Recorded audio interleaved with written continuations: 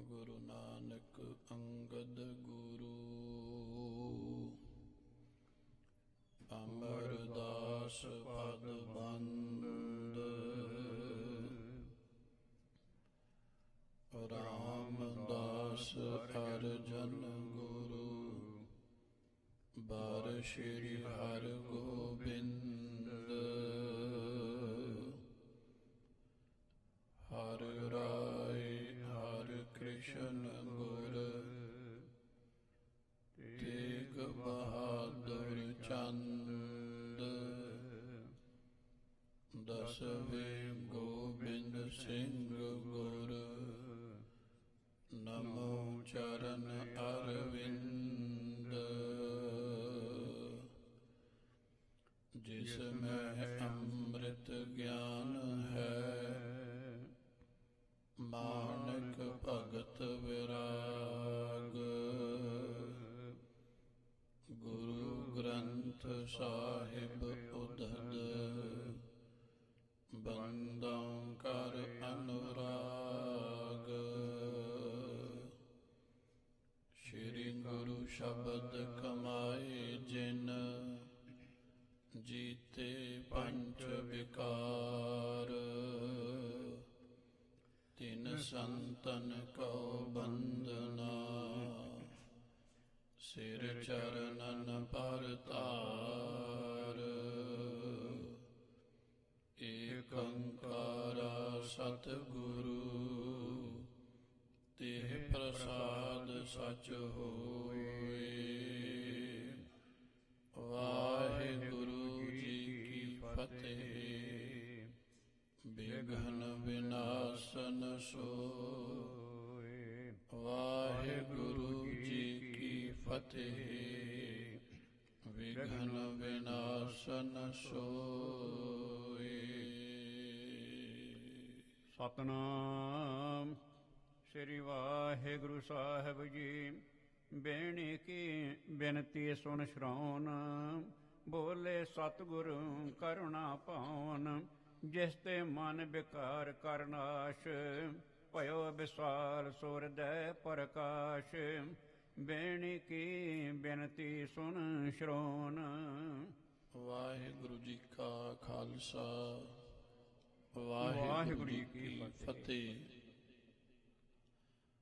ਸਾਹਿਬ ਆਲਮ ਗਿਆਨ ਸਰੂਪ ਚਬਰ ਛਤਰ ਤਖਤ ਦੇ ਮਾਲਿਕ ਜੁਗੋ ਜੁਗ ਅਟਲ ਧੰਨ ਧੰਨ ਆਦ ਸਤਿਗੁਰੂ ਸ਼੍ਰੀ ਗੁਰੂ ਗ੍ਰੰਥ ਸਾਹਿਬ ਮਹਾਰਾਜ ਜੀਆਂ ਦੀ ਅਪਾਰ ਬਖਸ਼ਿਸ਼ ਹੋ ਰਹੀ ਹੈ। ਸੰਧਿਆ ਸਮੇਂ ਸੁਣੇ ਰਹਿਰਾਸ ਕੀਰਤਨ ਕਥਾ ਸੁਣੇ ਹਰ ਜਾਸ। ਕਲਗੀਧਰ ਮਹਾਰਾਜ ਸੱਚੇ ਪਾਤਸ਼ਾਹ ਜੀਆਂ ਦੀ ਦਰਸਾਈ ਹੋਈ ਰਹਿਤ ਮਰਿਆਦਾ ਅਨੁਸਾਰ ਸੰਧਿਆ ਸਮੇਂ ਦੇ ਸਜ ਰਹੇ ਸੁੰਦਰ ਦੀਵਾਨਾਂ ਅੰਦਰ ਗੁਰੂ ਸ਼ਬਦ ਦੀਆਂ ਨੇਮੀ ਪ੍ਰੇਮੀ ਗੁਰਸਿੱਖ ਸੰਗਤਾਂ ਨੇ ਹਾਜ਼ਰੀ ਭਰਦਿਆਂ ਹੋਇਆਂ ਅੰਮ੍ਰਿਤਮਈ ਬਾਣੀ ਦਾ ਨਿਤਨੇਮ ਤੁਰਕੀ ਬਾਣੀ ਦਾ ਹਰ ਜਸ ਕੀਰਤਨ ਸਰਵਣ ਕੀਤਾ ਹੈ। ਉਪਰੰਤ ਸਤਿਗੁਰੂ ਪਾਤਸ਼ਾਹ ਜੀਆਂ ਦਾ ਪਾਵਨ ਪਵਿੱਤਰ ਜੀਵਨ ਇਸ ਲੜੀਵਾਰ ਕਥਾ ਵਿਚਾਰ ਦੁਆਰਾ ਸਰਵਣ ਕਰਨ ਲਈ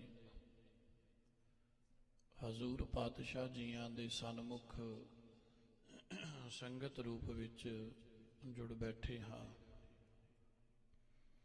ਸੇਵਾ ਦੀ ਮੂਰਤ ਵਿਨਿਮਰਤਾ ਦੇ ਸਰੂਪ ਤੀਸਰੇ ਪਾਤਸ਼ਾਹ ਧੰਨ ਗੁਰੂ ਸ਼੍ਰੀ ਗੁਰੂ ਅਮਰਦਾਸ ਸੱਚੇ ਪਾਤਸ਼ਾਹ ਜੀਆਂ ਦਾ ਪਾਵਨ ਜੀਵਨ ਆਪਾਂ ਇਸ ਲੜੀਵਾਰ ਕਥਾ ਵਿਚਾਰ ਦੁਆਰਾ ਸ਼੍ਰੀ ਗੁਰੂ ਪ੍ਰਤਾਪ ਸੂਰਜ ਪ੍ਰਕਾਸ਼ ਗ੍ਰੰਥ ਵਿੱਚੋਂ ਸਰਵਣ ਕਰਦੇ ਹਾਂ। ਸ਼੍ਰੀ ਗੁਰੂ ਪ੍ਰਤਾਪ ਸੂਰਜ ਪ੍ਰਕਾਸ਼ ਗ੍ਰੰਥ ਦੀ ਪਹਿਲੀ ਰਾਸ ਚੱਲ ਰਹੀ ਹੈ ਔਰ ਇਸ ਪਹਿਲੀ ਰਾਸ ਦੇ 62 ਨੰਬਰ ਅਧਿਆਇ ਨੂੰ ਆਪਾਂ ਸਰਵਣ ਕਰ ਰਹੇ ਹਾਂ। ਪਿਛਲੇ ਦੀਵਾਨ ਵਿੱਚ ਆਪਾਂ ਸਰਵਣ ਕਰ ਚੁੱਕੇ ਹਾਂ ਕਿ ਧੰਨ ਗੁਰੂ ਅਮਰਦਾਸ ਸੱਚੇ ਪਾਤਸ਼ਾਹ ਜੀਆਂ ਦੇ ਚਰਨਾਂ 'ਚ ਇੱਕ ਵਿਦਿਆ ਅਭਿਮਾਨੀ, ਆਪਣੀ ਵਿਦਿਆ ਦਾ ਮਾਣ ਕਰਨ ਵਾਲਾ ਅਹੰਕਾਰੀ ਪੰਡਤ ਬੇਣੀ ਪਹੁੰਚਿਆ ਹੈ, ਜਿਸ ਨੂੰ ਆਪਣੀ ਵਿਦਿਆ ਤੇ ਬੜਾ ਮਾਣ ਹੈ ਔਰ ਇਸ ਦੀ ਅਹੰਕਾਰ ਬ੍ਰਿਤੀ ਬਣ ਚੁੱਕੀ ਹੈ। ਸ਼੍ਰੀ ਗੁਰੂ ਅਮਰਦਾਸ ਪਾਤਸ਼ਾਹ ਜੀਆਂ ਨੂੰ ਇਹ ਕਹਿਣ ਲੱਗਾ ਕਿ ਗੁਰੂ ਜੀ, ਤੁਹਾਡੇ ਪਾਸ, ਤੁਹਾਡੇ ਸਿੱਖਾਂ ਦੇ ਪਾਸ ਉਹ ਗਿਆਨ ਨਹੀਂ ਹੈ ਜਿਸ ਨਾਲ ਇਸ ਜੀਵ ਦਾ ਭਲਾ ਹੋਣਾ ਹੈ। ਅਨੇਕਾਂ ਤਰ੍ਹਾਂ ਦੇ ਅਹੰਕਾਰ ਵਾਲੇ ਬੋਲ ਇਸਨੇ ਸਤਿਗੁਰਾਂ ਦੇ ਸਨਮੁਖ ਬੋਲੇ ਨੇ। ਹਜ਼ੂਰ ਸੱਚੇ ਪਾਤਸ਼ਾਹ ਜੀਆਂ ਨੂੰ ਇਸ ਬੇਣੀ ਪੰਡਤ ਤੇ ਤਰਸ ਆਇਆ। ਸਤਿਗੁਰਾਂ ਨੇ ਰਹਿਮਤ ਕੀਤੀ, ਇਸ ਵਿਦਿਆ ਅਭਿਮਾਨੀ ਪੰਡਤ ਨੂੰ ਐਸਾ ਉਪਦੇਸ਼ ਦਿੱਤਾ ਹੈ ਜਿਸ ਨਾਲ ਇਸ ਦਾ ਅਹੰਕਾਰ ਖਤਮ ਹੋਇਆ, ਆਤਮ ਪਦ ਦੀ ਪ੍ਰਾਪਤੀ ਹੋਈ। ਤੋ ਹਜ਼ੂਰ ਸੱਚੇ ਪਾਤਸ਼ਾਹ ਜੀਆਂ ਨੇ ਜੋ ਪਾਵਨ ਉਪਦੇਸ਼ ਇਸ ਬੇਣੀ ਪੰਡਤ ਨੂੰ ਦਿੱਤਾ ਹੈ, ਉਹ ਪਾਵਨ ਉਪਦੇਸ਼ ਅੱਜ ਵੀ ਸਾਨੂੰ ਬਖਸ਼ਿਸ਼ ਕਰ ਰਹੇ ਨੇ। ਇਹ ਪਾਵਨ ਉਪਦੇਸ਼ ਸ਼੍ਰੀ ਗੁਰੂ ਗ੍ਰੰਥ ਸਾਹਿਬ ਜੀਆਂ ਦੀ ਅੰਮ੍ਰਿਤ ਬਾਣੀ ਅੰਦਰ ਦਰਜ ਹੈ, ਜਿਸ ਨੂੰ ਭਾਈ ਸੰਤੋਖ ਸਿੰਘ ਸਾਹਿਬ ਜੀਆਂ ਨੇ ਇੱਥੇ ਲਿਖਿਆ ਹੋਇਆ ਹੈ। ਤੋ ਕਹਿੰਦੇ ਨੇ, ਜਿਸ ਵੇਲੇ ਬੇਣੀ ਪੰਡਤ ਅਹੰਕਾਰ ਵਾਲੇ ਬੋਲ ਬੋਲਦਾ ਹੈ, ਜਪ ਕੀ ਹੈ, ਤਪ ਕੀ ਹੈ ਔਰ ਜੀਵਨ ਦੀ ਸਫਲਤਾ ਕਿਵੇਂ ਹੋਣੀ ਹੈ, ਇਹਨਾਂ ਵਿਸ਼ਿਆਂ ਤੇ ਜਦੋਂ ਵਿਚਾਰ ਸਤਿਗੁਰਾਂ ਦੇ ਨਾਲ ਕਰਦਾ ਹੈ ਤਾਂ ਹਜ਼ੂਰ ਸੱਚੇ ਪਾਤਸ਼ਾਹ ਜੀਆਂ ਨੇ ਫਿਰ ਅਧਿਆਤਮਕ ਉਪਦੇਸ਼ ਦੇ ਕੇ ਕਿਰਤਾਰਥ ਕੀਤਾ ਹੈ। ਤਾਂ ਬੇਨਤੀਆਂ ਕਰਦਾ, ਸੱਚੇ ਪਾਤਸ਼ਾਹ ਜੀ ਕਿਰਪਾ ਕਰੋ, ਸੱਚਮੁੱਚ ਮੈਨੂੰ ਅਹੰਕਾਰ ਹੋ ਗਿਆ ਸੀ। ਆਪ ਜੀ ਦੀ ਸੰਗਤ ਵਿੱਚ ਆ ਕੇ, ਆਪ ਜੀ ਦੇ ਬਚਨਾਂ ਨੂੰ ਸਰਵਣ ਕਰਕੇ ਹੁਣ ਮੈਨੂੰ ਅਨੁਭਵ ਹੋਇਆ, ਮੈਨੂੰ ਸੋਝੀ ਹੋਈ ਕਿ ਮੈਨੂੰ ਮੇਰੀ ਵਿਦਿਆ ਦਾ ਅਹੰਕਾਰ ਹੋ ਗਿਆ ਸੀ। ਹੁਣ ਕਿਰਪਾ ਕਰੋ, ਐਸਾ ਉਪਦੇਸ਼ ਦਿਓ ਜਿਸ ਨਾਲ ਮੇਰਾ ਭਲਾ ਹੋ ਸਕੇ, ਜੀਵਨ ਸਫਲ ਹੋਵੇ। ਤੋ ਹਜ਼ੂਰ ਸ਼੍ਰੀ ਗੁਰੂ ਅਮਰਦਾਸ ਸੱਚੇ ਪਾਤਸ਼ਾਹ ਜੀ ਜਿਸ ਪ੍ਰਕਾਰ ਬਖਸ਼ਿਸ਼ ਕਰਦੇ ਨੇ, ਸਤਿਗੁਰਾਂ ਦੀਆਂ ਅਨੰਤ ਬਖਸ਼ਿਸ਼ਾਂ ਦਾ ਜ਼ਿਕਰ ਭਾਈ ਸੰਤੋਖ ਸਿੰਘ ਸਾਹਿਬ ਜੀ ਇਸ ਅਧਿਆਇ ਵਿੱਚ ਕਰ ਰਹੇ ਨੇ। ਆਓ ਗੁਰੂ ਚਰਨਾਂ 'ਚ ਹਾਜ਼ਰੀ ਭਰਦੇ ਹਾਂ, ਮਨ ਚਿੱਤ ਵ੍ਰਿਤੀਆਂ ਦੀ ਇਕਾਗਰਤਾ ਨਾਲ ਇਸ ਕਥਾ ਵਿਚਾਰ ਨੂੰ ਸਰਵਣ ਕਰਕੇ ਸਤ ਸੰਗਤ ਦਾ ਲਾਹਾ ਪ੍ਰਾਪਤ ਕਰੀਏ ਜੀ। ਸਤਨਾਮ ਸ੍ਰੀ ਵਾਹਿਗੁਰੂ ਸਾਹਿਬ ਜੀ। ਬੇਣੀ ਕੀ ਬਿਨਤੀ ਸੁਨ ਸ਼ਰੋਨ। ਇਉਂ ਕਹਿੰਦੇ ਪੰਡਤ ਬੇਣੀ ਦੀ ਬੇਨਤੀ ਨੂੰ ਆਪਣੇ ਕੰਨਾਂ ਵਿੱਚ ਸਤਿਗੁਰਾਂ ਨੇ ਸੁਣਿਆ ਹੈ। ਬੋਲੇ ਸਤਿਗੁਰ ਕਰੁਣਾ ਭਾਉਨ। ਭਾਉਨ ਮੈਂ ਨਾ ਸਾਧ ਸੰਗਤ ਜੀ ਘਰ। ਕਰੁਣਾ ਕਹਿੰਦੇ ਦਇਆ ਨੂੰ, ਤਰਸ ਨੂੰ। ਕਹਿੰਦੇ ਗੁਰੂ ਅਮਰਦਾਸ ਸੱਚੇ ਪਾਤਸ਼ਾਹ ਜੀ ਤਾਂ ਕਰੁਣਾ ਦੀ ਭਾਉਨ ਹਨ, ਤਰਸ ਦੇ ਘਰ ਹਨ। ਸਤਿਗੁਰਾਂ ਨੇ ਇਹ ਬਖਸ਼ਿਸ਼ ਕੀਤੀ ਹੈ। ਜਿਸ ਤੇ ਮਨ ਵਿਕਾਰ ਕਰਨਾਸ਼।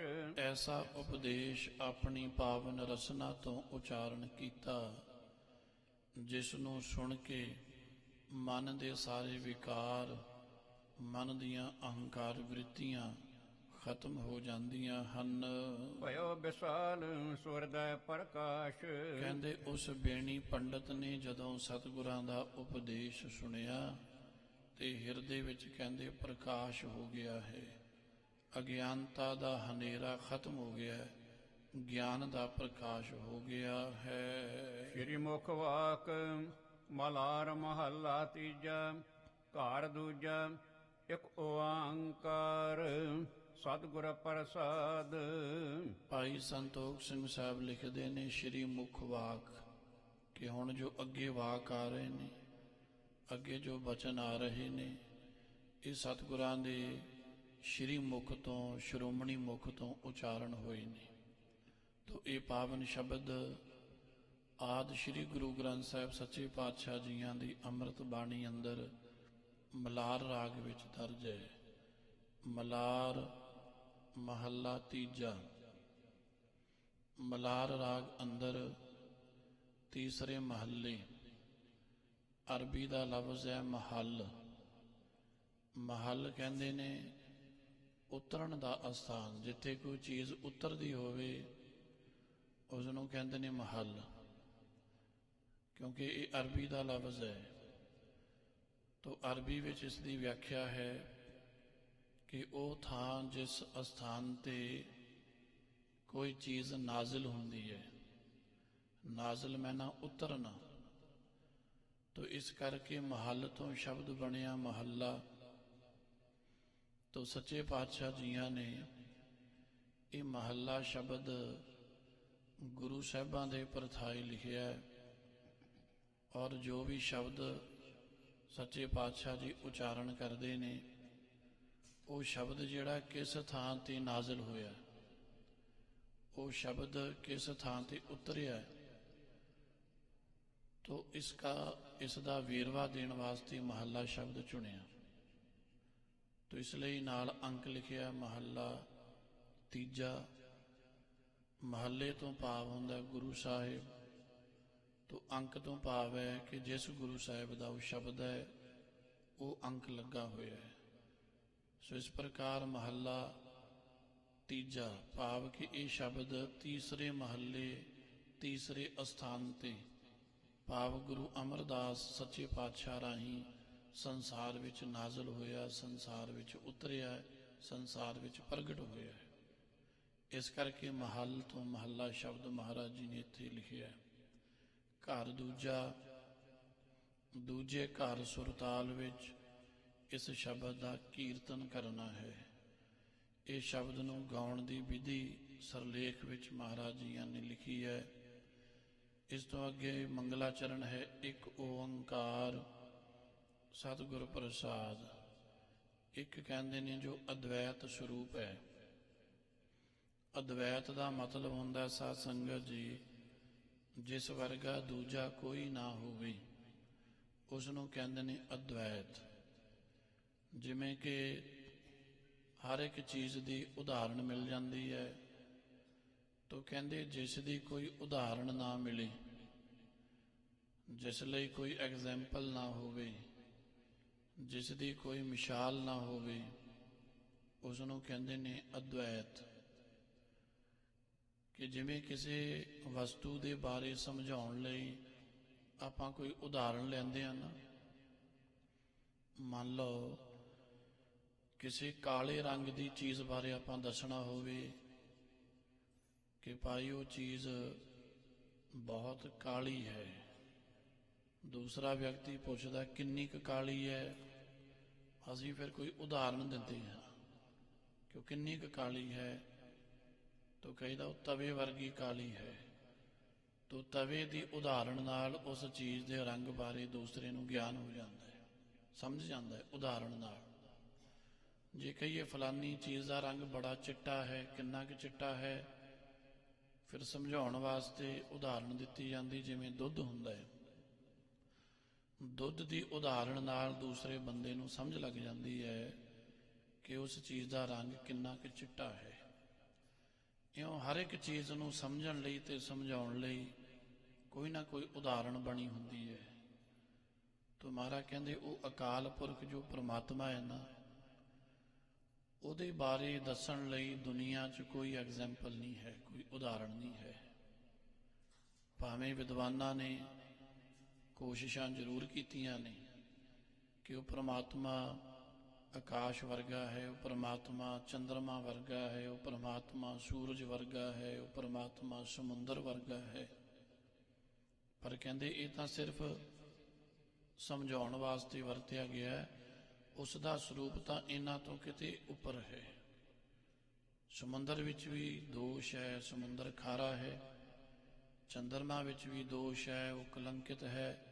ਸੂਰਜ ਵਿੱਚ ਵੀ ਦੋਸ਼ ਹੈ, ਉਹ ਹਰ ਇੱਕ ਨੂੰ ਤਪਾ ਦਿੰਦਾ ਹੈ, ਸਾੜ ਦਿੰਦਾ ਹੈ। ਆਕਾਸ਼ ਵਿੱਚ ਵੀ ਦੋਸ਼ ਹੈ, ਆਕਾਸ਼ ਜਿਹੜਾ ਉਹ ਵੱਧਦਾ ਘਟਦਾ ਰਹਿੰਦਾ ਹੈ।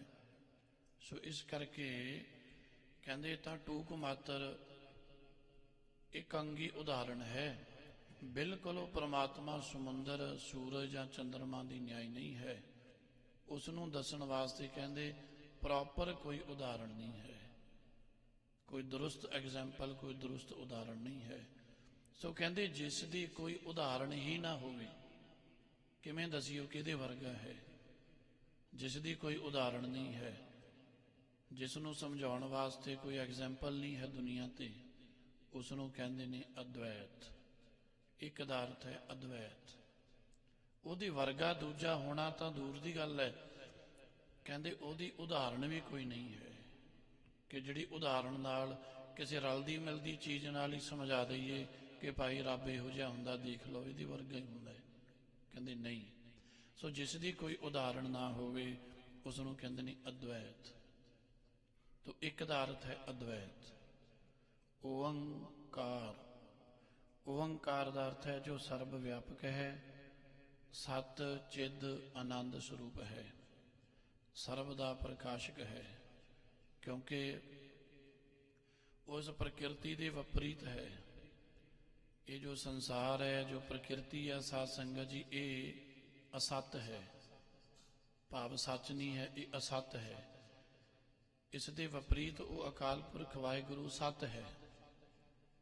ਫਿਰ ਇਹ ਸ੍ਰਿਸ਼ਟੀ ਜਿਹੜੀ ਜੜ ਹੈ, ਜੜ ਕਹਿੰਦੇ ਜੋ ਆਪਣੇ ਆਪ ਕੋਈ ਹਰਕਤ ਨਾ ਕਰ ਸਕੀ, ਜਿਸ ਨੂੰ ਸਾਇੰਸ ਵਿੱਚ ਕਹਿੰਦੇ ਨੇ ਨਿਰਜੀਵ ਵਸਤੂਆਂ। ਸੋ ਇਹ ਸੰਸਾਰ ਅਸਲ ਵਿੱਚ ਨਿਰਜੀਵ ਹੈ, ਅਸਤ ਹੈ। ਤੋ ਵਾਹਿਗੁਰੂ ਪਰਮਾਤਮਾ ਸਤ ਹੈ। ਇਸ ਤਰ੍ਹਾਂ ਇਹ ਸੰਸਾਰ ਜੋ ਹੈ ਇਹ ਜੜ ਹੈ, ਉਹ ਵਾਹਿਗੁਰੂ ਪਰਮਾਤਮਾ ਚੇਤਨ ਹੈ। ਇਹ ਸੰਸਾਰ ਦੁੱਖ ਰੂਪ ਹੈ, ਉਹ ਵਾਹਿਗੁਰੂ ਪਰਮਾਤਮਾ ਆਨੰਦ ਸਰੂਪ ਹੈ। ਇਸ ਕਰਕੇ ਉਸ ਨੂੰ ਕਹਿੰਦੇ ਨੇ ਸਤ ਚਿੱਤ ਆਨੰਦ। ਇਹ ਸੰਸਾਰ ਕੀ ਹੈ? ਦੁੱਖ ਔਰ ਜੜ ਤੇ ਅਸਤ। ਇਹਦੇ ਪ੍ਰਤੀਕੂਲ ਸੰਸਾਰ ਅਸਤ ਹੈ, ਉਹ ਸਤ ਹੈ। ਸੰਸਾਰ ਦੁੱਖ ਹੈ, ਉਹ ਆਨੰਦ ਹੈ। ਸੰਸਾਰ ਜੜ ਹੈ, ਉਹ ਚੇਤਨ ਹੈ। ਤੋ ਜੋ ਸਤ ਚਿੱਦ ਆਨੰਦ ਸਰੂਪ ਹੈ, ਜਿਸ ਨੂੰ ਕਲਗੀਧਰ ਮਹਾਰਾਜ ਸ੍ਰੀ ਜਾਪ ਸਾਹਿਬ ਦੀ ਬਾਣੀ 'ਚ ਕਹਿੰਦੇ ਨੇ ਸਦਾ ਸੱਚ ਦਾ ਆਨੰਦ। ਐਸਾ ਜੋ ਸਤ ਚਿੱਦ ਆਨੰਦ ਸਰੂਪ ਹੈ, ਉਸ ਨੂੰ ਕਹਿੰਦੇ ਨੇ ਓੰਕਾਰ, ਜੋ ਸਰਬ ਦਾ ਰੱਖਿਅਕ ਹੈ, ਸਰਬ ਦਾ ਪ੍ਰਕਾਸ਼ਕ ਹੈ, ਸਤ ਚਿੱਦ ਆਨੰਦ ਸਰੂਪ ਹੈ। ਇੱਕ ਓੰਕਾਰ ਦੀ ਬਹੁਤ ਲੰਬੀ ਵਿਆਖਿਆ ਹੈ, ਇੱਕ ਓੰਕਾਰ ਦਾ ਬੜਾ ਡੂੰਘਾ ਗਿਆਨ ਹੈ, ਇੱਕ ਓੰਕਾਰ ਹੀ ਮੂਲ ਹੈ। ਇਸ ਕਰਕੇ ਸਿੱਖ ਧਰਮ ਦੇ ਵੱਖ-ਵੱਖ ਮਹਾਨ ਵਿਦਵਾਨਾਂ ਵੱਲੋਂ ਇੱਕ ਓੰਕਾਰ ਦੇ ਬੜੇ ਅਰਥ ਲਿਖੇ ਗਏ ਨੇ ਗ੍ਰੰਥਾਂ ਦੇ ਵਿੱਚ। ਇੱਕ ਸਿੱਖ ਪੰਥ ਦੇ ਬਹੁਤ ਹੀ ਮਹਾਨ ਵਿਦਵਾਨ ਮਹਾਂਪੁਰਖ ਹੋਏ ਨੇ ਸਾਧੂ ਗੋਬਿੰਦ ਰਾਮ, ਉਦਾਸੀ ਸੰਪਰਦਾ ਦੇ ਵਿੱਚੋਂ ਸਨ। ਉਹਨਾਂ ਨੇ ਸਤਿਗੁਰਾਂ ਦੀ ਪਵਿੱਤਰ ਬਾਣੀ ਦੇ ਜੋ ਮਹਿੰਗੇ ਸ਼ਬਦ ਸਨ, ਉਹਨਾਂ ਦੀ ਪਰਿਆਏ ਲਿਖੇ ਨੇ। ਤਾਂ ਉਹਨਾਂ ਦੀਆਂ ਲਿਖੀਆਂ ਹੋਈਆਂ ਜਿਹੜੀਆਂ ਪੋਥੀਆਂ ਅੱਜ ਦੇ ਸਮੇਂ 'ਚ ਭਾਵੇਂ ਨਹੀਂ ਮਿਲਦੀਆਂ, ਜੋ ਕਿ ਪੁਰਾਤਨ ਸਾਧੂ ਮਹਾਤਮਾ ਉਹਨਾਂ ਪਾਸ ਹੁੰਦੀਆਂ ਨੇ, ਸੋ ਉਹਨਾਂ ਦੀਆਂ ਲਿਖੀਆਂ ਹੋਈਆਂ ਪੋਥੀਆਂ ਦਾਸ ਪਾਸ ਵੀ ਹਨ।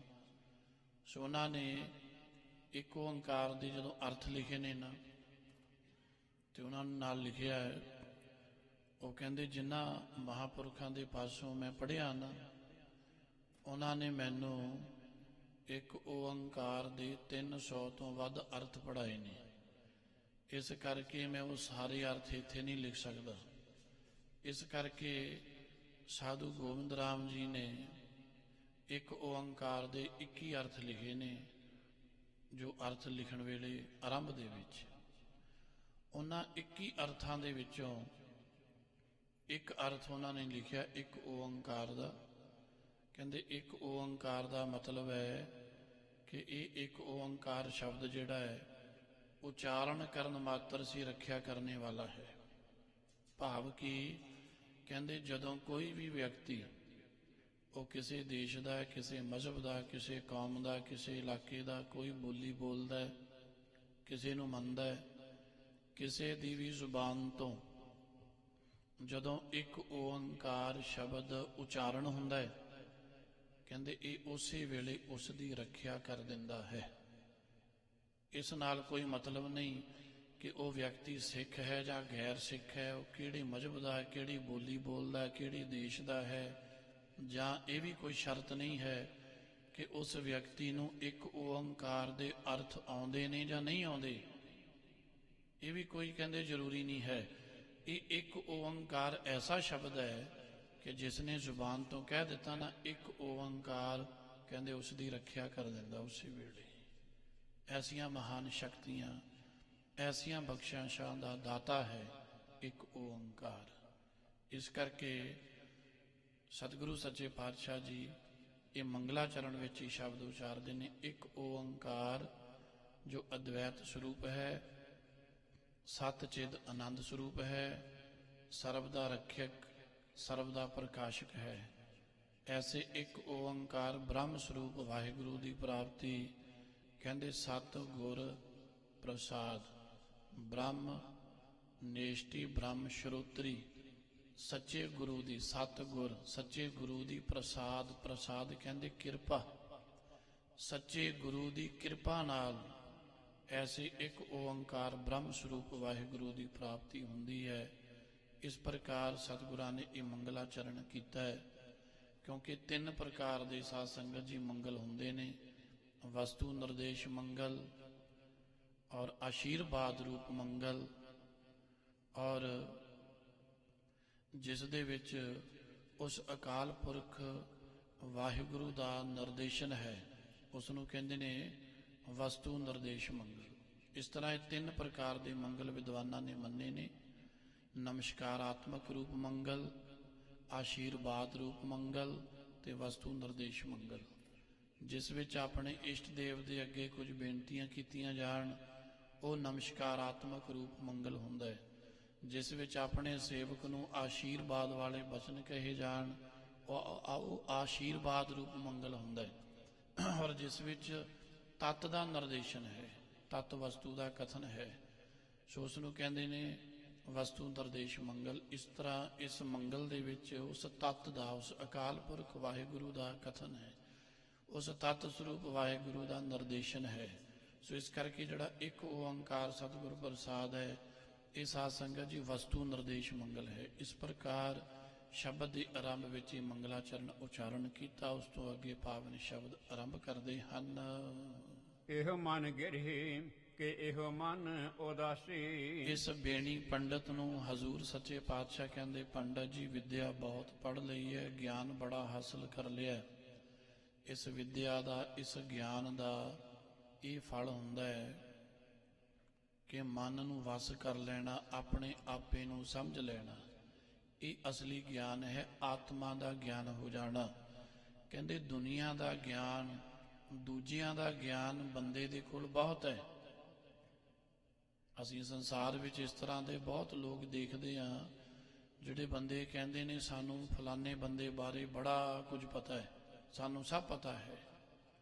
ਤਾਂ ਮਹਾਰਾਜ ਕਹਿੰਦੇ ਦੂਜਿਆਂ ਬਾਰੇ ਤਾਂ ਬਹੁਤ ਪਤਾ ਹੈ, ਦੂਜਿਆਂ ਬਾਰੇ ਬਹੁਤ ਗਿਆਨ ਹੈ, ਦੂਜਿਆਂ ਬਾਰੇ ਬੜਾ ਜਾਣਦਾ ਹੈ। ਕਈ ਵਾਰੀ ਆਪਣਾ ਤਜਰਬਾ ਵੀ ਦੱਸਦਾ ਹੈ, ਕਹਿੰਦਾ ਮੈਨੂੰ ਤਾਂ ਇੰਨਾ ਤਜਰਬਾ ਹੈ, ਮੈਂ ਤਾਂ ਦੂਜੇ ਬੰਦੇ ਦੀ ਤੋਰ ਦੇਖ ਕੇ ਦੱਸ ਦਿਆਂਗਾ ਕਿ ਇਹ ਕਿਹੋ ਜਿਹਾ ਹੈ। ਇੰਨਾ ਤਜਰਬਾ ਦੂਸਰੇ ਬਾਰੇ। ਪਰ ਮਹਾਰਾਜ ਕਹਿੰਦੇ ਬੜਾ ਅਫਸੋਸ ਹੈ, ਆਪਣੇ ਬਾਰੇ ਨਹੀਂ ਜਾਣਦਾ, ਆਪਣੇ ਬਾਰੇ ਨਹੀਂ ਪਤਾ, ਦੂਜੇ ਬਾਰੇ ਸਭ ਕੁਝ ਜਾਣਦਾ ਹੈ। ਸੋ ਇਸ ਕਰਕੇ ਕਹਿੰਦੇ ਆਪਣੇ ਆਪੇ ਨੂੰ ਜਾਣਨਾ ਹੀ ਸਫਲਤਾ ਹੈ, ਆਪਣੇ ਆਪੇ ਨੂੰ ਜਾਣਨਾ ਹੀ ਯਥਾਰਥ ਗਿਆਨ ਹੈ।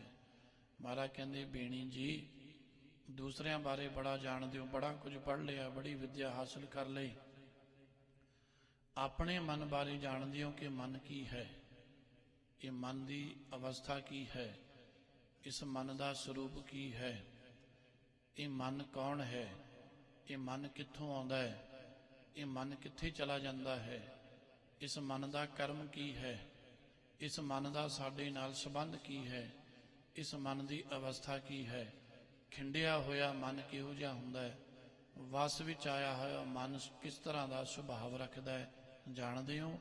ਕਹਿਣ ਲੱਗਾ ਮਹਾਰਾਜ ਨਹੀਂ, ਤੁਸੀਂ ਦੱਸੋ।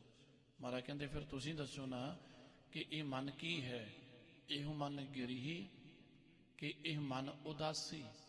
ਦੱਸੋ ਇਹ ਮਨ ਗ੍ਰਸਤੀ ਹੈ, ਸੰਸਾਰੀ ਜੰਜਾਲਾਂ ਵਿੱਚ ਫਸਣ ਵਾਲਾ ਹੈ, ਜਾਂ ਤੁਹਾਡਾ ਮਨ ਉਦਾਸੀ ਹੈ, ਸੰਸਾਰੀ ਧੰਦਿਆਂ ਤੋਂ ਛੁੱਟ ਗਿਆ ਹੈ? ਕਿ ਇਹ ਮਨ ਅਵਰਨ ਸਦਾ ਅਵਨਾਸੀ। ਕਿ ਇਹ ਮਨ ਅਵਰਨ ਹੈ। ਅਵਰਨ, ਵਰਨ ਕਹਿੰਦੇ ਨੇ ਸਾਧ ਸੰਗਤ ਜੀ ਚਾਰ ਜੋ ਵਰਨ ਨੇ ਸਨਾਤਨ ਮਤ ਅੰਦਰ, ਸ਼ਾਸਤਰਾਂ ਦੇ ਵਿੱਚ ਚਾਰ ਵਰਨ ਨੇ, ਖੱਤਰੀ, ਬ੍ਰਾਹਮਣ, ਸ਼ੂਦਰ ਤੇ ਵੈਸ਼। ਪੰਡਤ ਜੀ ਇਹਨਾਂ ਵਰਣਾਂ ਵਿੱਚ ਫਸੇ ਹੋਏ ਨੇ ਨਾ, ਤੋ ਇਸ ਕਰਕੇ ਮਹਾਰਾਜ ਕਹਿੰਦੇ ਬੇਣੀ ਜੀ ਦੱਸੋ ਇਹ ਜਿਹੜੇ ਵਰਣ ਬਣਾਏ ਨੇ ਖੱਤਰੀ, ਬ੍ਰਾਹਮਣ, ਸ਼ੂਦਰ, ਵੈਸ਼, ਇਹ ਮਨ ਦਾ ਵੀ ਨਿਯਮ ਹੈ ਜਾਂ ਮਨ ਇਸ ਤੋਂ ਪਰੇ ਹੈ? ਇਹ ਦੱਸੋ। ਇਹ ਸ਼ਾਸਤਰਾਂ ਦਾ ਜਿਹੜਾ ਕਾਨੂੰਨ ਹੈ, ਸ਼ਾਸਤਰਾਂ ਦਾ ਨਿਯਮ ਹੈ, ਸ਼ਾਸਤਰਾਂ ਦੀ ਮਰਿਆਦਾ ਹੈ, ਇਹ ਮਨ ਤੇ ਚਲਦੀ ਹੈ ਕਿ ਨਹੀਂ? ਇਹ ਦੱਸੋ ਕਿ ਇਹ ਮਨ ਅਵਰਨ ਹੈ ਜਾਂ ਵਰਨ ਹੈ? ਸੋ ਦੂਸਰਾ ਵਰਨ ਦਾ ਅਰਥ ਹੁੰਦਾ ਰੰਗ। ਕਹਿੰਦੇ ਦੱਸੋ ਕਿ ਇਸ ਮਨ ਦਾ ਕੋਈ ਰੰਗ ਹੈ ਜਾਂ ਰੰਗ ਤੋਂ ਪਰੇ ਹੈ? ਕਿਉਂਕਿ ਜੇ ਇਸ ਮਨ ਦਾ ਕੋਈ ਰੰਗ ਮੰਨਿਆ ਜਾਏਗਾ ਫਿਰ ਇਹਦਾ ਸਰੀਰ ਵੀ ਮੰਨਿਆ ਜਾਏਗਾ, ਇਹਦਾ ਸਰੂਪ ਮੰਨਿਆ ਜਾਏਗਾ, ਇਹਨੂੰ ਸਥੂਲ ਮੰਨਿਆ ਜਾਏਗਾ। ਪਰ ਇਹ ਮਨ ਸਥੂਲ ਨਹੀਂ ਹੈ। ਅਸਲ ਵਿੱਚ ਸਾਧ ਸੰਗਤ ਜੀ ਜਿਹੜਾ ਮਨ ਹੈ, ਇਹ ਮਨ ਸੂਖਸ਼ਮ ਸਰੀਰ ਦਾ ਇੱਕ ਹਿੱਸਾ ਹੈ। ਜਿਸ ਤਰ੍ਹਾਂ ਸਾਡਾ ਪੰਜ ਤੱਤਾਂ ਦਾ ਸਰੀਰ ਬਣਿਆ ਹੈ, ਪੰਜ ਸੂਖਸ਼ਮ ਤੱਤ ਨੇ ਤੇ ਪੰਜ ਸਥੂਲ ਤੱਤ ਨੇ। ਪੰਜ ਸਥੂਲ ਤੱਤਾਂ ਤੋਂ ਸਾਡਾ ਇਹ ਸਥੂਲ ਸਰੀਰ ਬਣਿਆ ਹੁੰਦਾ ਹੈ ਜੋ ਹੱਡ ਚੰਮ ਮਾਸ ਦਾ ਬਣਿਆ ਹੈ। ਇਹ ਪੰਜ ਸਥੂਲ ਤੱਤ ਨੇ ਹਵਾ, ਪਾਣੀ, ਧਰਤੀ, ਅੱਗ ਅਤੇ ਆਕਾਸ਼। ਇਹਨਾਂ ਨੂੰ ਪੰਜ ਸਥੂਲ ਤੱਤ ਮੰਨਿਆ। ਸੋ ਇਸ ਸਥੂਲ ਸਰੀਰ ਦੇ ਅੰਦਰ ਇੱਕ ਸੂਖਸ਼ਮ ਸਰੀਰ ਹੈ ਜੋ ਪੰਜ ਸੂਖਸ਼ਮ ਤੱਤਾਂ ਤੋਂ ਬਣਿਆ ਹੈ। ਸ਼ਬਦ, ਸਪਰਸ਼, ਰੂਪ, ਰਸ ਤੇ ਗੰਧ, ਇਹਨਾਂ ਪੰਜ ਸਥੂਲ ਤੱਤਾਂ ਤੋਂ 17 ਸੂਖਸ਼ਮ ਤੱਤਾਂ ਦਾ ਸੂਖਮ ਸਰੀਰ ਹੈ। ਪੰਜ ਗਿਆਨ ਇੰਦਰੀ, ਪੰਜ ਕਰਮ ਇੰਦਰੀ, ਪੰਜ ਪ੍ਰਾਣ, ਮਨ ਤੇ ਬੁੱਧ। ਇਸ ਤਰ੍ਹਾਂ ਇਹਨਾਂ 17 ਤੱਤਾਂ ਦੇ ਵਿੱਚ ਮਨ ਆਉਂਦਾ ਹੈ। ਇਸ ਕਰਕੇ ਮਨ ਜਿਹੜਾ ਸੂਖਮ ਹੈ, ਸਥੂਲ ਨਹੀਂ ਹੈ। ਇਹ ਸਰੀਰ ਤਾਂ ਸਾੜ ਦਿੱਤਾ ਜਾਂਦਾ ਹੈ ਜਦੋਂ ਖਤਮ ਹੋ ਜਾਏ, ਮੌਤ ਹੋ ਜਾਏ, ਮਨ ਨਹੀਂ ਸੜਦਾ। ਮਨ ਸੂਖਮ ਸਰੀਰ ਦਾ ਹਿੱਸਾ ਹੈ। ਮਨ ਅੰਤਿਸ਼ ਕਰਨ ਦਾ ਇੱਕ ਸੂਖਸ਼ਮ ਹਿੱਸਾ ਹੈ, ਇੱਕ ਸੂਖਮ ਬਿਰਤੀ ਹੈ। ਮਹਾਰਾਜ ਕਹਿੰਦੇ ਪੰਡਤ ਜੀ ਇਸ ਮਨ ਨੂੰ ਜਾਣਦੇ ਹੋ ਕਿ ਨਹੀਂ? ਇਹ ਦੱਸੋ ਕਿ ਇਹ ਮਨ ਅਵਰਨ ਹੈ ਜਾਂ ਇਹ ਮਨ ਅਵਿਨਾਸੀ ਹੈ, ਨਾਸ਼ ਤੋਂ ਰਹਿਤ ਹੈ? ਕਿ ਇਹ ਮਨ ਚੰਚਲ, ਕਿ ਇਹ ਮਨ ਬੈਰਾਗੀ। ਕਹਿੰਦੇ ਦੱਸੋ ਇਹ ਮਨ ਚੰਚਲ ਹੈ ਜਾਂ ਇਹ ਮਨ ਬੈਰਾਗੀ ਹੈ? ਇਸ ਮਨ ਨੂੰ ਸਮਝਣਾ ਬੜਾ ਔਖਾ ਹੈ ਕਿਉਂਕਿ ਟਪਲਾ ਲੱਗ ਜਾਂਦਾ ਹੈ, ਭੁਲੇਖਾ ਲੱਗ ਜਾਂਦਾ ਹੈ। ਹੁਣ ਇਸੇ ਭੁਲੇਖੇ ਵਿੱਚ ਬੇਣੀ ਪੰਡਤ ਹੈ ਕਿ ਮੇਰੇ ਵਰਗਾ ਵਿਦਵਾਨ, ਮੇਰੇ ਵਰਗਾ ਮਹਾਨ ਵਿਅਕਤੀ ਕੋਈ ਨਹੀਂ ਹੈ। ਮੈਂ ਇੰਨੀ ਸ਼ਾਸਤਰ ਵਿਦਿਆ ਪੜ੍ਹ ਲਈ, ਇੰਨਾ ਗਿਆਨ ਹਾਸਲ ਕਰ ਲਿਆ, ਮੈਂ ਤਾਂ ਰੱਬ ਦੇ ਨੇੜੇ ਹਾਂ। ਸੋ ਕਹਿੰਦੇ ਵੀ ਇਸ ਦਾ ਭੁਲੇਖਾ ਸੀ ਨਾ, ਕਿਉਂਕਿ ਮਨ ਦਾ ਅਹੰਕਾਰ ਦੀ ਚਰਮ ਸੀਮਾ ਤੇ ਖੜੋਤਾ ਹੈ। ਸੋ ਇਸ ਕਰਕੇ ਮਹਾਰਾਜ ਕਹਿੰਦੇ ਦੱਸੋ ਭਾਈ ਇਹ ਮਨ ਚੰਚਲ ਹੈ ਜਾਂ ਬੈਰਾਗੀ ਹੈ? ਪਤਾ ਹੀ ਨਹੀਂ ਚੱਲਦਾ ਹੈ। ਸਤਿਗੁਰਾਂ ਦਾ ਅੰਮ੍ਰਿਤ ਬਚਨ ਹੈ, ਕਬੂ ਜੀੜਾ ਊਬ ਚੜਤ ਹੈ, ਕਬੂ ਜਾਏ ਪਿਆਲੇ, ਲੋਭੀ ਜੀੜਾ ਥਿਰ ਨਾ ਰਹਿਤ ਹੈ, ਚਾਰੇ ਕੁੰਡਾਂ ਭਾਲੇ। ਕਦੇ ਤਾਂ ਕਹਿੰਦੇ ਊਬ ਚੜਤ ਹੈ, ਬੜਾ ਉੱਚਾ ਚੜ ਜਾਂਦਾ ਮਨ, ਬੜੇ ਗਿਆਨ ਧਿਆਨ ਦੀਆਂ ਗੱਲਾਂ, ਬੜੀਆਂ ਇਮਾਨਦਾਰੀ ਦੀਆਂ ਗੱਲਾਂ, ਬੜੀਆਂ ਉੱਚੀਆਂ ਸੁੱਚੀਆਂ ਵਿਚਾਰਾਂ। ਊਬ ਚੜ੍ਹਤ ਹੈ ਨਾ, ਆਕਾਸ਼ ਤੇ ਚੜ ਜਾਂਦਾ, ਬੜਾ ਧਰਮਾਤਮਾ ਬਣ ਜਾਂਦਾ। ਤੋ ਕਬੂ ਜਾਏ ਪਿਆਲੇ, ਕਦੇ ਕਹਿੰਦੇ ਪਤਾਲ ਵਿੱਚ ਹੀ ਡਿੱਗ ਜਾਂਦਾ ਹੈ। ਫਿਰ ਇੰਨੀ ਘਿਰਣਾ ਵਾਲਾ ਖਿਆਲ, ਇੰਨੀ ਅੰਦਰ ਈਰਖਾ, ਇੰਨੀ ਅੰਦਰ ਨਫ਼ਰਤ, ਇੰਨੇ ਅੰਦਰ ਭੈੜੇ ਖਿਆਲ। ਕਹਿੰਦੇ ਕਦੇ ਪਤਾਲ ਵਿੱਚ ਹੀ ਡਿੱਗ ਜਾਂਦਾ ਹੈ, ਕਦੇ ਆਕਾਸ਼ ਵਿੱਚ ਹੀ ਚੜ੍ਹ ਜਾਂਦਾ ਹੈ, ਪਤਾ ਨਹੀਂ ਚੱਲਦਾ ਮਨ ਕਿਹੋ ਜਿਹਾ ਹੈ। ਵੱਡਿਆਂ ਵੱਡਿਆਂ ਨੂੰ ਇਸਨੇ ਧੋਖਾ ਦਿੱਤਾ ਹੈ। ਜਿਸ ਤਰ੍ਹਾਂ ਆਪਣੇ ਸਮੇਂ ਦੇ ਬੜੇ ਪ੍ਰਸਿੱਧ ਮਹਾਨ ਯੋਗੀ ਹੋਏ ਸਵਾਮੀ ਭਰਤਰੀ, ਜਦੋਂ ਰਾਜ ਭਾਗ ਤਿਆਗ ਕੇ ਜੰਗਲਾਂ ਪਹਾੜਾਂ 'ਚ ਬਹੁਤ ਲੰਬਾ ਸਮਾਂ ਸਾਧਨਾ ਕੀਤੀ ਤੇ ਭਰਤਰੀ ਜੀ ਨੂੰ ਇਉਂ ਮਹਿਸੂਸ ਹੋਇਆ ਕਿ ਮੈਂ ਹੁਣ ਬੈਰਾਗੀ ਬਣ ਗਿਆ, ਮੈਂ ਹੁਣ ਤਿਆਗੀ ਬਣ ਗਿਆ, ਮੇਰੇ ਮਨ ਅੰਦਰ ਹੁਣ ਮਾਇਆ ਦਾ ਲੋਭ ਨਹੀਂ ਹੈ, ਮੇਰੇ ਅੰਦਰੋਂ ਮਾਇਆ ਦੀ ਮਮਤਾ, ਮਾਇਆ ਦੀ ਖਿੱਚ ਮਿਟ ਗਈ ਹੈ। ਕਹਿੰਦੇ ਇਸ ਤਰ੍ਹਾਂ ਦਾ ਅਨੁਭਵ ਇਹਨਾਂ ਨੂੰ ਸ਼ੁਰੂ ਹੋਇਆ, ਇਸ ਤਰ੍ਹਾਂ ਦੇ ਖਿਆਲ ਮਨ 'ਚ ਪੈਦਾ ਹੋਏ। ਪਰ ਦੇਖੋ ਮਨ ਕੀ ਹੈ ਹਮਾਰਾ, ਕਹਿੰਦੇ ਬੇਣੀ ਜੀ ਦੱਸੋ ਕਿ ਇਹ ਮਨ ਚੰਚਲ ਕਿ ਮਨ ਬੈਰਾਗੀ, ਸਮਝ ਨਹੀਂ ਲੱਗਦੀ ਗੁਰੂ ਤੋਂ ਬਿਨਾਂ, ਗੁਰੂ ਦੇ ਗਿਆਨ ਤੋਂ ਬਿਨਾਂ। ਤੋ ਕਹਿੰਦੇ ਸਵਾਮੀ ਭਰਤਰੀ ਰਾਤ ਦੇ ਸਮੇਂ ਤੁਰਿਆ ਜਾ ਰਿਹਾ ਜੰਗਲ ਦੇ ਵਿੱਚ, ਕੱਚੇ ਰਸਤੇ ਤੇ। ਕਹਿੰਦੇ ਚੰਦਰਮਾ ਦੀ ਬੜੀ ਚਾਨਣੀ ਹੈ, ਤੁਰੇ ਜਾਂਦੇ ਨੂੰ ਇੱਕ ਦੂਰੋਂ ਚਮਕਦੀ ਹੋਈ ਚੀਜ਼ ਦਿਸੀ ਹੈ ਤੇ ਮਨ ਵਿੱਚ ਉਸੇ ਵੇਲੇ ਖਿਆਲ ਆਇਆ ਕਿ ਕਿਸੇ ਰਾਹੀ ਮੁਸਾਫਰ ਦਾ ਕੋਈ ਚਾਂਦੀ ਦਾ ਸਿੱਕਾ ਡਿੱਗ ਪਿਆ ਹੈ ਜੋ ਚਮਕ ਰਿਹਾ ਹੈ। ਕਹਿੰਦੇ ਦੌੜ ਕੇ ਉਸ ਸਿੱਕੇ ਨੂੰ ਹੱਥ ਪਾਇਆ। ਜਦੋਂ ਹੱਥ ਪਾਇਆ ਮਨ ਵਿੱਚ ਬੜੀ ਨਫ਼ਰਤ ਹੋਈ, ਮਨ ਵਿੱਚ ਬੜੀ ਘਿਰਣ ਆ ਗਈ, ਮਨ ਟੁੱਟ ਗਿਆ, ਮਨ ਬੜਾ ਉਦਾਸ ਹੋਇਆ। ਆਪਣੇ ਮਨ ਨੂੰ ਫਿਰ ਸਵਾਮੀ ਭਰਤਰੀ ਨੇ ਬੜਾ ਕੋਸਿਆ। ਕਹਿੰਦੇ ਮਨਾ ਤੈਨੂੰ ਕਿਵੇਂ ਸਮਝੀਏ, ਇੰਨੀ ਸਾਧਨਾ ਕਰਕੇ ਵੀ ਤੇਰੀ ਸਮਝ ਨਹੀਂ ਆ ਰਹੀ ਤੂੰ ਕੀ ਹੈ। ਕਿਉਂਕਿ ਜਿਸ ਚੀਜ਼ ਨੂੰ ਚਾਂਦੀ ਦਾ ਸਿੱਕਾ ਸਮਝ ਕੇ ਸਵਾਮੀ ਭਰਤਰੀ ਨੇ ਹੱਥ ਪਾਇਆ ਸੀ ਨਾ, ਉਹ ਕਿਸੇ ਵਿਅਕਤੀ ਨੇ ਪਾਨ ਖਾ ਕੇ ਥੁੱਕਿਆ ਹੋਇਆ ਸੀ, ਜੋ ਚੰਦਰਮਾ ਦੀ ਚਮਕ ਨਾਲ ਇਉਂ ਲੱਗ ਰਿਹਾ ਸੀ ਕਿ ਕੋਈ ਚਮਕਦੀ ਹੋਈ ਚੀਜ਼ ਹੈ। ਥੁੱਕ ਨਾਲ ਹੱਥ ਲਿਬੜ ਗਿਆ, ਘਿਰਣ ਆ ਗਈ, ਬੜੇ ਦੁਖੀ ਹੋਏ। ਮਨਾ ਕਿੱਥੇ ਏਡਾ ਵੱਡਾ ਰਾਜ ਭਾਗ ਛੱਡ ਕੇ ਤਿਆਗੀ ਬਣ ਕੇ ਜੰਗਲਾਂ 'ਚ ਬੈਠਾ ਹੈ, ਕਿੱਥੇ ਚਾਂਦੀ ਦੇ ਇੱਕ ਸਿੱਕੇ ਤੇ ਡੁੱਲ ਗਿਆ। ਤੈਨੂੰ ਕਿਵੇਂ ਸਮਝਾਂ, ਤੂੰ ਕੀ ਹੈ, ਤੂੰ ਕਿਵੇਂ ਵਸ ਆਏਂਗਾ, ਤੇਰਾ ਕੀ ਸਰੂਪ ਹੈ, ਤੂੰ ਤਿਆਗੀ ਹੈ ਜਾਂ ਚੰਚਲ ਹੈ, ਕੀ ਹੈ। ਸੋ ਇਸ ਕਰਕੇ ਇਸ ਬੇਣੀ ਪੰਡਤ ਨੂੰ ਗੁਰੂ ਅਮਰਦਾਸ ਮਹਾਰਾਜ ਕਹਿੰਦੇ ਪੰਡਤ ਜੀ ਦੱਸੋ ਇਹ ਮਨ ਚੰਚਲ ਕਿ ਇਹ ਮਨ ਬੈਰਾਗੀ, ਤੁਸੀਂ ਦੱਸੋ ਇਹ ਮਨ ਚੰਚਲ ਹੈ ਜਾਂ ਬੈਰਾਗੀ ਹੈ, ਇਸ ਮਨ ਦਾ ਅਸਲੀ ਸਰੂਪ ਕੀ ਹੈ। ਇਸ ਮਨ ਕੋ ਮਮਤਾ ਕਿੱਥੋਂ ਲਾਗੀ। ਕਹਿੰਦੇ ਫਿਰ ਇਸ ਮਨ ਦੇ ਅੰਦਰ ਬੜੀ ਮਮਤਾ ਹੈ, ਇਸ ਮਨ ਦੇ ਅੰਦਰ ਬੜਾ ਮੋਹ ਹੈ, ਇਸ ਮਨ ਅੰਦਰ ਬੜੀ ਖਿੱਚ ਹੈ। ਕਿੰਨਾ ਮੋਹ ਹੈ। ਕਹਿੰਦੇ ਆਪਣਾ ਰਾਜ ਭਾਗ ਤਿਆਗ ਕੇ, ਆਪਣਾ ਘਰ ਪਰਿਵਾਰ ਤਿਆਗ ਕੇ ਸਵਾਮੀ ਕਪਲ ਮੁਨੀ ਪਹਾੜਾਂ ਦੇ ਵਿੱਚ ਜੰਗਲਾਂ 'ਚ ਇੱਕ ਛੱਪਰੀ ਪਾ ਕੇ ਰਹਿਣ ਲੱਗ ਪਏ। ਉਹਨਾਂ ਨੂੰ ਮਨ ਵਿੱਚ ਇਉਂ ਲੱਗਾ ਕਿ ਹੁਣ ਮੇਰੇ ਵਰਗਾ ਤਿਆਗੀ ਕੋਈ ਨਹੀਂ, ਮੈਨੂੰ ਹੁਣ ਪਦਾਰਥਾਂ ਦੀ ਮਮਤਾ ਨਹੀਂ ਹੈ। ਕਹਿੰਦੇ ਕਿ ਹਿਰਨੀ ਦੇ ਬੱਚੇ ਨਾਲ ਐਸੀ ਮਮਤਾ ਪੈ ਗਈ ਤੇ ਅੰਤਲੇ ਸਮੇਂ ਉਹਨਾਂ ਦਾ ਖਿਆਲ ਉਸ ਹਿਰਨੀ ਦੇ ਬੱਚੇ 'ਚ ਰਹਿ ਗਿਆ, ਜਿਸ ਕਰਕੇ ਉਸ ਕਪਲ ਮੁਨੀ ਨੂੰ, ਬੜਾ ਵੱਡਾ ਰਿਸ਼ੀ ਸੀ, ਬੜਾ ਮਹਾਤਮਾ, ਉਸ ਕਪਲ ਮੁਨੀ ਨੂੰ ਅਗਲਾ ਜਨਮ ਹਿਰਨੀ ਦੇ ਪੇਟੋਂ ਹਿਰਨੀ ਦਾ ਬੱਚਾ ਬਣ ਕੇ ਜਨਮ ਲੈਣਾ ਪਿਆ। ਕਿਉਂਕਿ ਅਖੀਰਲੇ ਸਮੇਂ ਉਸ ਹਿਰਨੀ ਦੇ ਬੱਚੇ ਨਾਲ ਕਹਿੰਦੇ ਮੋਹ ਬਣ ਗਿਆ ਸੀ, ਮਮਤਾ ਪੈ ਗਈ ਸੀ। ਇਹ ਐਸੀ ਮਮਤਾ ਹੈ। ਅੰਤਲੇ ਸਮੇਂ ਜਿਸ ਪਦਾਰਥ ਵਿੱਚ ਮਮਤਾ ਰਹਿ ਜਾਏ, ਮੋਹ ਰਹਿ ਜਾਏ, ਕਹਿੰਦੇ ਫਿਰ ਉਹ ਚੀਜ਼ ਉਸ ਨੂੰ ਵਾਪਸ ਲੈ ਕੇ ਕਿਸੇ ਨਾ ਕਿਸੇ ਸਰੀਰ ਵਿੱਚ ਲੈ ਆਉਂਦੀ ਹੈ, ਦੁਬਾਰਾ ਜਨਮ ਦਾ ਕਾਰਨ ਬਣ ਜਾਂਦੀ ਹੈ। ਐਸੀ ਇਹ ਮਮਤਾ ਹੈ, ਐਸੀ ਇਹ ਵਾਸ਼ਨਾ ਹੈ। ਇਸ ਕਰਕੇ ਮਹਾਰਾਜ ਕਹਿੰਦੇ ਪੰਡਤ ਜੀ ਦੱਸੋ ਇਸ ਮਨ ਨੂੰ ਇਹ ਜਿਹੜੀ ਮਮਤਾ ਲੱਗੀ ਹੋਈ ਹੈ ਨਾ, ਇਸ ਮਨ ਕੋ ਮਮਤਾ ਕਿੱਥੋਂ ਲੱਗੀ, ਦੱਸੋ ਇਸ ਮਨ ਨੂੰ ਇਹ ਮਮਤਾ ਕਿੱਥੋਂ ਲੱਗੀ ਹੈ। ਪੰਡਿਤ ਇਸ ਮਨ ਕਾ ਕਰੋ ਵਿਚਾਰ। ਇਸ ਲਈ ਮਹਾਰਾਜ ਕਹਿੰਦੇ ਪੰਡਤ ਜੀ ਠੀਕ ਹੈ, ਤੁਸੀਂ ਧਰਮ ਬਾਰੇ, ਗਿਆਨ ਬਾਰੇ, ਸ਼ਾਸਤਰਾਂ ਬਾਰੇ, ਰੱਬ ਬਾਰੇ, ਆਤਮਾ ਬਾਰੇ ਬੜਾ ਗਿਆਨ ਹਾਸਲ ਕਰ ਲਿਆ, ਸਤ ਔਰ ਅਸਤ ਦਾ ਨਿਰਣਾ ਜਾਣਦੇ ਹੋ, ਪਰ ਅਸਲ ਵਿੱਚ ਇਹ ਦੱਸੋ ਕਿ ਇਹ ਜਿਹੜਾ ਮਨ ਹੈ ਇਹ ਕੀ ਹੈ, ਇਹ ਮਨ ਦਾ ਅਸਲੀ ਸਰੂਪ ਕੀ ਹੈ।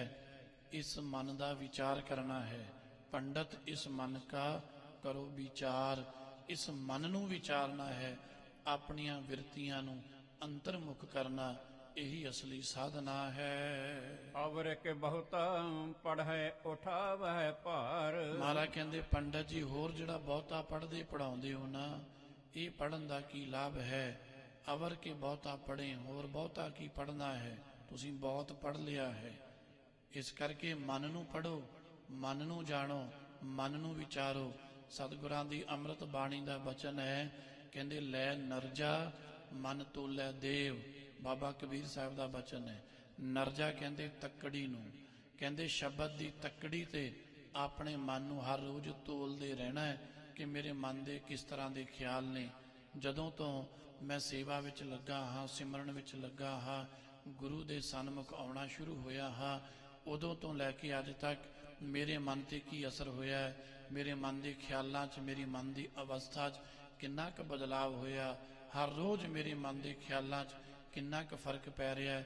ਇਉਂ ਕਹਿੰਦੇ ਸ਼ਬਦ ਦੀ ਤੱਕੜੀ ਤੇ ਆਪਣੇ ਮਨ ਨੂੰ ਤੋਲਦੇ ਰਹਿਣਾ ਹੈ। ਇਹ ਮਨ ਦੀ ਵਿਚਾਰ, ਆਤਮਿਕ ਵਿਚਾਰ ਹੈ।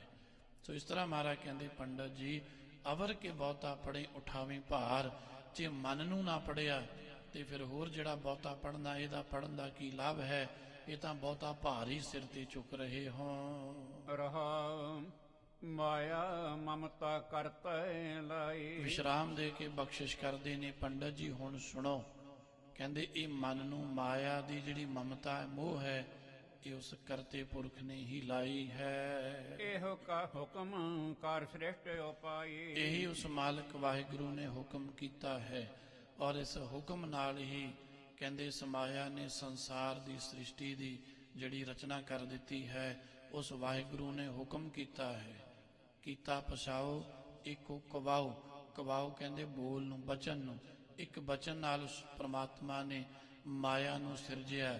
ਉਸ ਮਾਇਆ ਨੇ ਪ੍ਰਮਾਤਮਾ ਦੀ ਸੱਤਾ ਪਾ ਕੇ ਇਸ ਸ੍ਰਿਸ਼ਟੀ ਦੀ ਰਚਨਾ ਕੀਤੀ ਹੈ। ਗੁਰ ਪ੍ਰਸਾਦੀ ਬੂਝੋ ਭਾਈ। ਪਰ ਕਹਿੰਦੇ ਇਹ ਭਾਈ ਪੰਡਤ ਜੀ, ਇਸ ਤਰ੍ਹਾਂ ਦੀ ਜਿਹੜੀ ਬੂਝ ਹੈ, ਇਸ ਤਰ੍ਹਾਂ ਦੀ ਜਿਹੜੀ ਸਮਝ ਹੈ, ਇਹ ਸਾਰੀ ਸਮਝ ਗੁਰ ਪ੍ਰਸਾਦੀ, ਗੁਰੂ ਦੀ ਪ੍ਰਸਾਦ, ਗੁਰੂ ਦੀ ਕਿਰਪਾ ਤੋਂ ਬਿਨਾਂ ਨਹੀਂ ਆ ਸਕਦੀ। ਸਦਾ ਰਹੋ ਹਰ ਕੀ ਸਰਣਾਈ। ਇਸ ਕਰਕੇ ਕਹਿੰਦੇ ਜਦੋਂ ਸਤਿਗੁਰੂ ਦੀ ਸੰਗਤ ਵਿੱਚ ਆ ਕੇ ਕੋਈ ਵਿਅਕਤੀ ਗੁਰੂ ਦੇ ਸ਼ਬਦ ਨੂੰ ਸਮਝਦਾ ਹੈ, ਆਪਣੇ ਜੀਵਨ ਵਿੱਚ ਕਮਾਉਂਦਾ ਹੈ, ਤਾਂ ਸਹਿਜ ਸਹਿਜ ਮੋਹ ਮਮਤਾ ਤੋਂ ਛੁਟਕਾਰਾ ਹੁੰਦਾ ਹੈ। ਇਸ ਮਨ ਨੂੰ ਅਸਲੀ ਆਤਮਿਕ ਸਰੂਪ ਨੂੰ ਜਾਣ ਲੈਂਦਾ ਹੈ ਤੇ ਫਿਰ ਸਦਾ ਰਹੋ ਗੁਰ ਕੀ ਸਰਣਾਈ, ਫਿਰ ਸਦੀਵ ਕਾਲ ਗੁਰੂ ਦੀ ਸ਼ਰਨ ਵਿੱਚ ਸਮਾ ਜਾਂਦਾ ਹੈ। ਸੋ ਪੰਡਤ ਜੋ ਤਿਹਾਂ ਗੁਣਾ ਕੀ ਪੰਡ ਉਤਾਰੈ। ਇਸ ਕਰਕੇ ਮਹਾਰਾਜ ਕਹਿੰਦੇ ਪੰਡਤ ਜੀ, ਅਸਲ ਦੇ ਵਿੱਚ ਜਿਹੜਾ ਪੰਡਤ ਲਫ਼ਜ਼ ਹੈ, ਕਹਿੰਦੇ ਨੇ ਵਿਦਵਾਨ ਨੂੰ। ਮਹਾਰਾਜ ਕਹਿੰਦੇ ਪੰਡਤ ਸ਼ਬਦ, ਇਹ ਪੰਡਤ ਸ਼ਬਦ ਦਾ ਜਿਹੜਾ ਅਖਰੀ ਅਰਥ ਹੈ ਉਹ ਹੈ ਵਿਦਵਾਨ। ਵਿਦਵਾਨ ਨੂੰ ਕਹਿੰਦੇ ਨੇ ਪੰਡਤ। ਪਰ ਇਸ ਪੰਡਤ ਲਫ਼ਜ਼ ਦਾ ਜਿਹੜਾ ਅਧਿਆਤਮਕ ਸਰੂਪ ਹੈ, ਉਹ ਹਜ਼ੂਰ ਸੱਚੇ ਪਾਤਸ਼ਾਹ ਜੀਆਂ ਨੇ ਅੰਮ੍ਰਿਤ ਬਾਣੀ ਵਿੱਚ ਦੱਸਿਆ ਹੈ ਕਿ ਇਸ ਪੰਡਤ ਲਫ਼ਜ਼ ਦਾ ਅਧਿਆਤਮਕ ਸਰੂਪ ਕੀ ਹੈ। ਕਹਿੰਦੇ ਅਸਲ ਵਿੱਚ ਉਸ ਨੂੰ ਪੰਡਤ ਕਹਿੰਦੇ ਨੇ। ਸੁਣੋ ਧਿਆਨ ਨਾਲ, ਕਹਿੰਦੇ ਸੋ ਪੰਡਿਤ ਜੋ ਤਿਹਾਂ ਗੁਣਾ ਕੀ ਪੰਡ ਉਤਾਰੈ।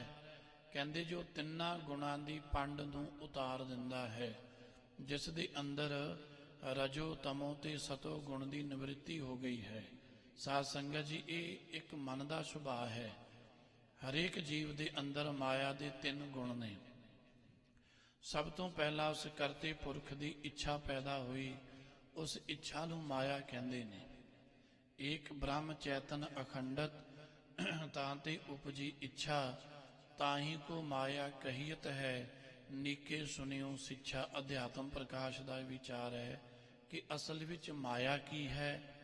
ਕਹਿੰਦੇ ਉਸ ਬ੍ਰਹਮ ਦੀ ਇੱਛਾ ਦਾ ਨਾਮ ਮਾਇਆ ਹੈ। ਮਾਇਆ ਕੀ ਹੈ? ਉਸ ਬ੍ਰਹਮ ਦੀ ਇੱਛਾ। ਏਕ ਬ੍ਰਹਮ ਚੈਤਨ ਅਖੰਡਤ ਤਾਂ ਤੇ ਉਪਜੀ ਇੱਛਾ, ਤਾਹੀ ਕੋ ਮਾਇਆ ਕਹੀਤ ਹੈ, ਨੀਕੇ ਸੁਨਿਓ ਸਿੱਛਾ। ਜੜ ਮਾਇਆ ਚੈਤਨ ਬ੍ਰਹਮ ਕੋ ਤਾਮੇ ਵਯੋ ਅਭਾਸ਼। ਕਹਿੰਦੇ ਸਭ ਤੋਂ ਪਹਿਲਾਂ ਉਸ ਬ੍ਰਹਮ ਤੋਂ ਮਾਇਆ ਪੈਦਾ ਹੋਈ, ਪਰ ਉਹ ਮਾਇਆ ਜਿਹੜੀ ਸੀ ਕਹਿੰਦੇ ਜੜ ਸੀ, ਚੇਤਨ ਨਹੀਂ ਸੀ। ਜੜ ਕਹਿੰਦੇ ਨੇ ਨਿਰਜੀਵ। ਜੜ ਕਹਿੰਦੇ ਜੋ ਆਪਣੇ ਆਪ ਕੁਝ ਨਾ ਕਰ ਸਕੇ। ਉਸ ਬ੍ਰਹਮ ਤੋਂ ਪਹਿਲਾਂ ਜੜ ਮਾਇਆ ਪੈਦਾ ਹੋਈ, ਆਪਣੇ ਆਪ ਕੁਝ ਨਹੀਂ ਸੀ ਕਰ ਸਕਦੀ। ਫਿਰ ਉਸ ਬ੍ਰਹਮ ਨੇ ਕੀ ਕੀਤਾ ਹੈ? ਕਹਿੰਦੇ ਜੜ ਮਾਇਆ ਚੈਤਨ ਬ੍ਰਹਮ ਕੋ, ਇਸ ਜੜ ਮਾਇਆ ਵਿੱਚ ਉਸ ਚੈਤਨ ਬ੍ਰਹਮ ਦਾ ਆਭਾਸ ਪਿਆ, ਉਹਦੀ ਚੇਤਨਤਾ ਪਈ, ਉਹਦੀ ਸ਼ਕਤੀ ਪਈ। ਜਦੋਂ ਇਸ ਜੜ ਮਾਇਆ ਵਿੱਚ ਉਸ ਬ੍ਰਹਮ ਦੀ ਸ਼ਕਤੀ ਪ੍ਰਵੇਸ਼ ਹੋਈ, ਜੜ ਮਾਇਆ ਚੈਤਨ ਬ੍ਰਹਮ ਕੋ ਤਾਮੇ ਵਯੋ ਆਭਾਸ, ਰਜ ਸਤ ਤਮ तीनों उपजाए, फिर तीन गुण माया दे पैदा होए।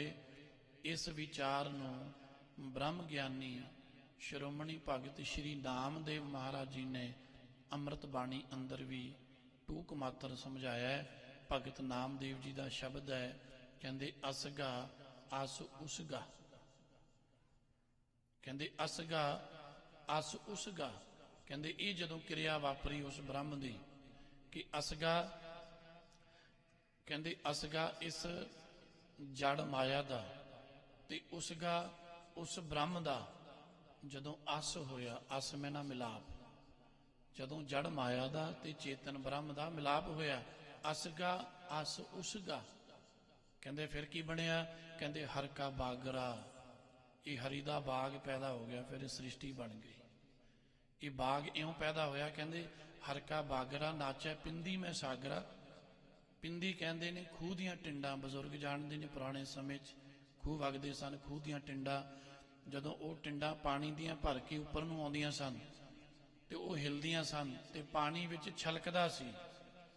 वो पानी दा जिहड़ा छलकना इत्थे उदाहरण दित्ती है, कहंदे जिवें पिंदी में सागरा, सागर नाम पानी दा हुंदा है, कहंदे जिवें खूह दियां टिंडां विच पानी छलकदा है ना, इस तरह जदों इस जड़ माया विच उस ब्रह्म की शक्ति प्रवेश हुई तो ये संसार इउं छलक पिया, इउं चहल पहल संसार ते बन गई।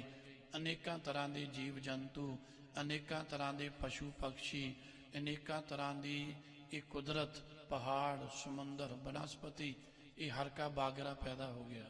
कदों होया?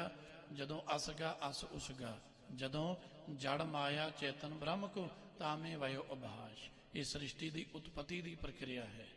सो इस प्रकार कहते फिर माया तो तीन गुण पैदा हुए, रजो तमो ते सतो। इन्हां दी व्याख्या बड़ी लंबी चौड़ी, असल में ये मन का सुभाव है।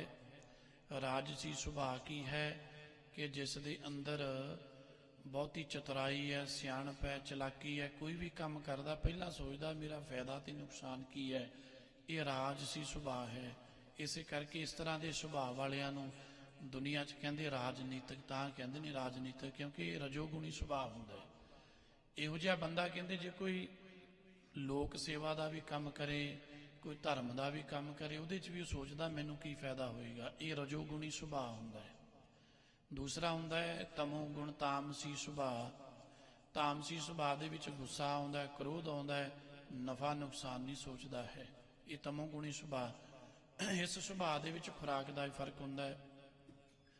जिहड़ा रजोगुणी सुभाव की खुराक है, वह सोचता है कि मैं किन्ना क मिठा खाना, किन्ना क कौड़ा खाना, मैनूं की लाभ है, की नुकसान है। तमोगुणी सुभाव कहते इहदे च मनुख तत्तियां चीज़ां खांदा, बहुतियां तलियां चीज़ां ते तेज मिर्च खाएगा। तो तामसी सुभाव हुंदा है जिहदे विच इस तरह की साडी रुचि हुंदी है। तो तीसरा हुंदा है सात्विक सुभाव, जिहड़ा साधुआं दा जां देवतियां दा मन्निया जांदा है कि सतोगुणी सुभाव इहदे विच बड़ी निमरता, बड़ा प्रेम, बड़ी भावना, शरधा, विश्वास, ते जिस तरह का भोजन मिल जाए उसनूं छक लेना, ये सात्विक सुभाव हुंदा है। पर कहंदे जिहड़ा ब्रह्म ज्ञानी जां गुरमुख है ना, असल विच शब्द की कमाई करन वाला, वो इन्हां तिन्नां गुणां तो भी उपर हुंदा है। सतगुरां दी अमृत बाणी का बचन है, रज गुण तम गुण सत गुण कही है, ये तेरी सब माया, चौथे पद को जो नर चीनै तिन ही पदम पद पाया। तिन्ना गुणा तो चौथी पदवी नूं कहंदे जो जान लैंदा है उसने रब नूं हासिल कर लिया। ऐसी अवस्था गुरमुख दी शब्द की कमाई करन वाले दी है कि जिहड़ा सतोगुणी सुभाव है, सतोगुण ये देवतियां दा हुंदा है। जिहड़ा गुरमुख है शब्द नाल जुड़िया होया, समझो वो देवतियां तो भी उपर है, चौथी पदवी च, चौथी अवस्था च पहुंच गया है। तो गुरु अमरदास महाराज कहते पंडित जी दसो इस तरह की अवस्था है? कहता नहीं महाराज, तिन्ना गुणा विच ही हाँ, चौथी अवस्था का अनुभव नहीं है। ਤਾਂ ਮਹਾਰਾਜ ਕਹਿੰਦੇ ਅਸੀਂ ਉਸ ਨੂੰ ਪੰਡਤ ਕਹਿੰਦੇ ਹਾਂ। ਸੋ ਪੰਡਤ ਜੋ ਤਿਹਾਂ ਗੁਣਾ ਕੀ ਪੰਡ ਉਤਾਰੈ, ਜੋ ਰਜੋ ਤਮੋ ਤੇ ਸਤੋ ਦੀ ਪੰਡ ਨੂੰ ਉਤਾਰ ਕੇ ਪਰੇ ਸੁੱਟ ਦਿੰਦਾ ਹੈ। ਚੌਥੇ ਪਦ ਕੋ ਜੋ ਨਰ ਚੀਨੈ, ਜੋ ਚੌਥੀ ਅਵਸਥਾ 'ਚ ਪਹੁੰਚ ਜਾਂਦਾ ਹੈ। ਮਹਾਰਾਜ ਕਹਿੰਦੇ ਅਸਲ ਵਿੱਚ ਅਸੀਂ ਉਸ ਨੂੰ ਪੰਡਤ ਕਹਿੰਦੇ ਹਾਂ।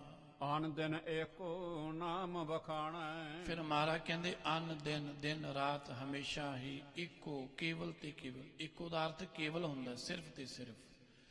ਕਈ ਵਾਰੀ ਇੱਕੋ ਦਾ ਅਰਥ ਇੱਕ ਵੀ ਲਿਆ ਜਾਂਦਾ ਹੈ, ਪਰ ਅਸਲ ਵਿੱਚ ਇੱਕੋ ਦਾ ਅਰਥ ਹੁੰਦਾ ਹੈ ਇੱਕ।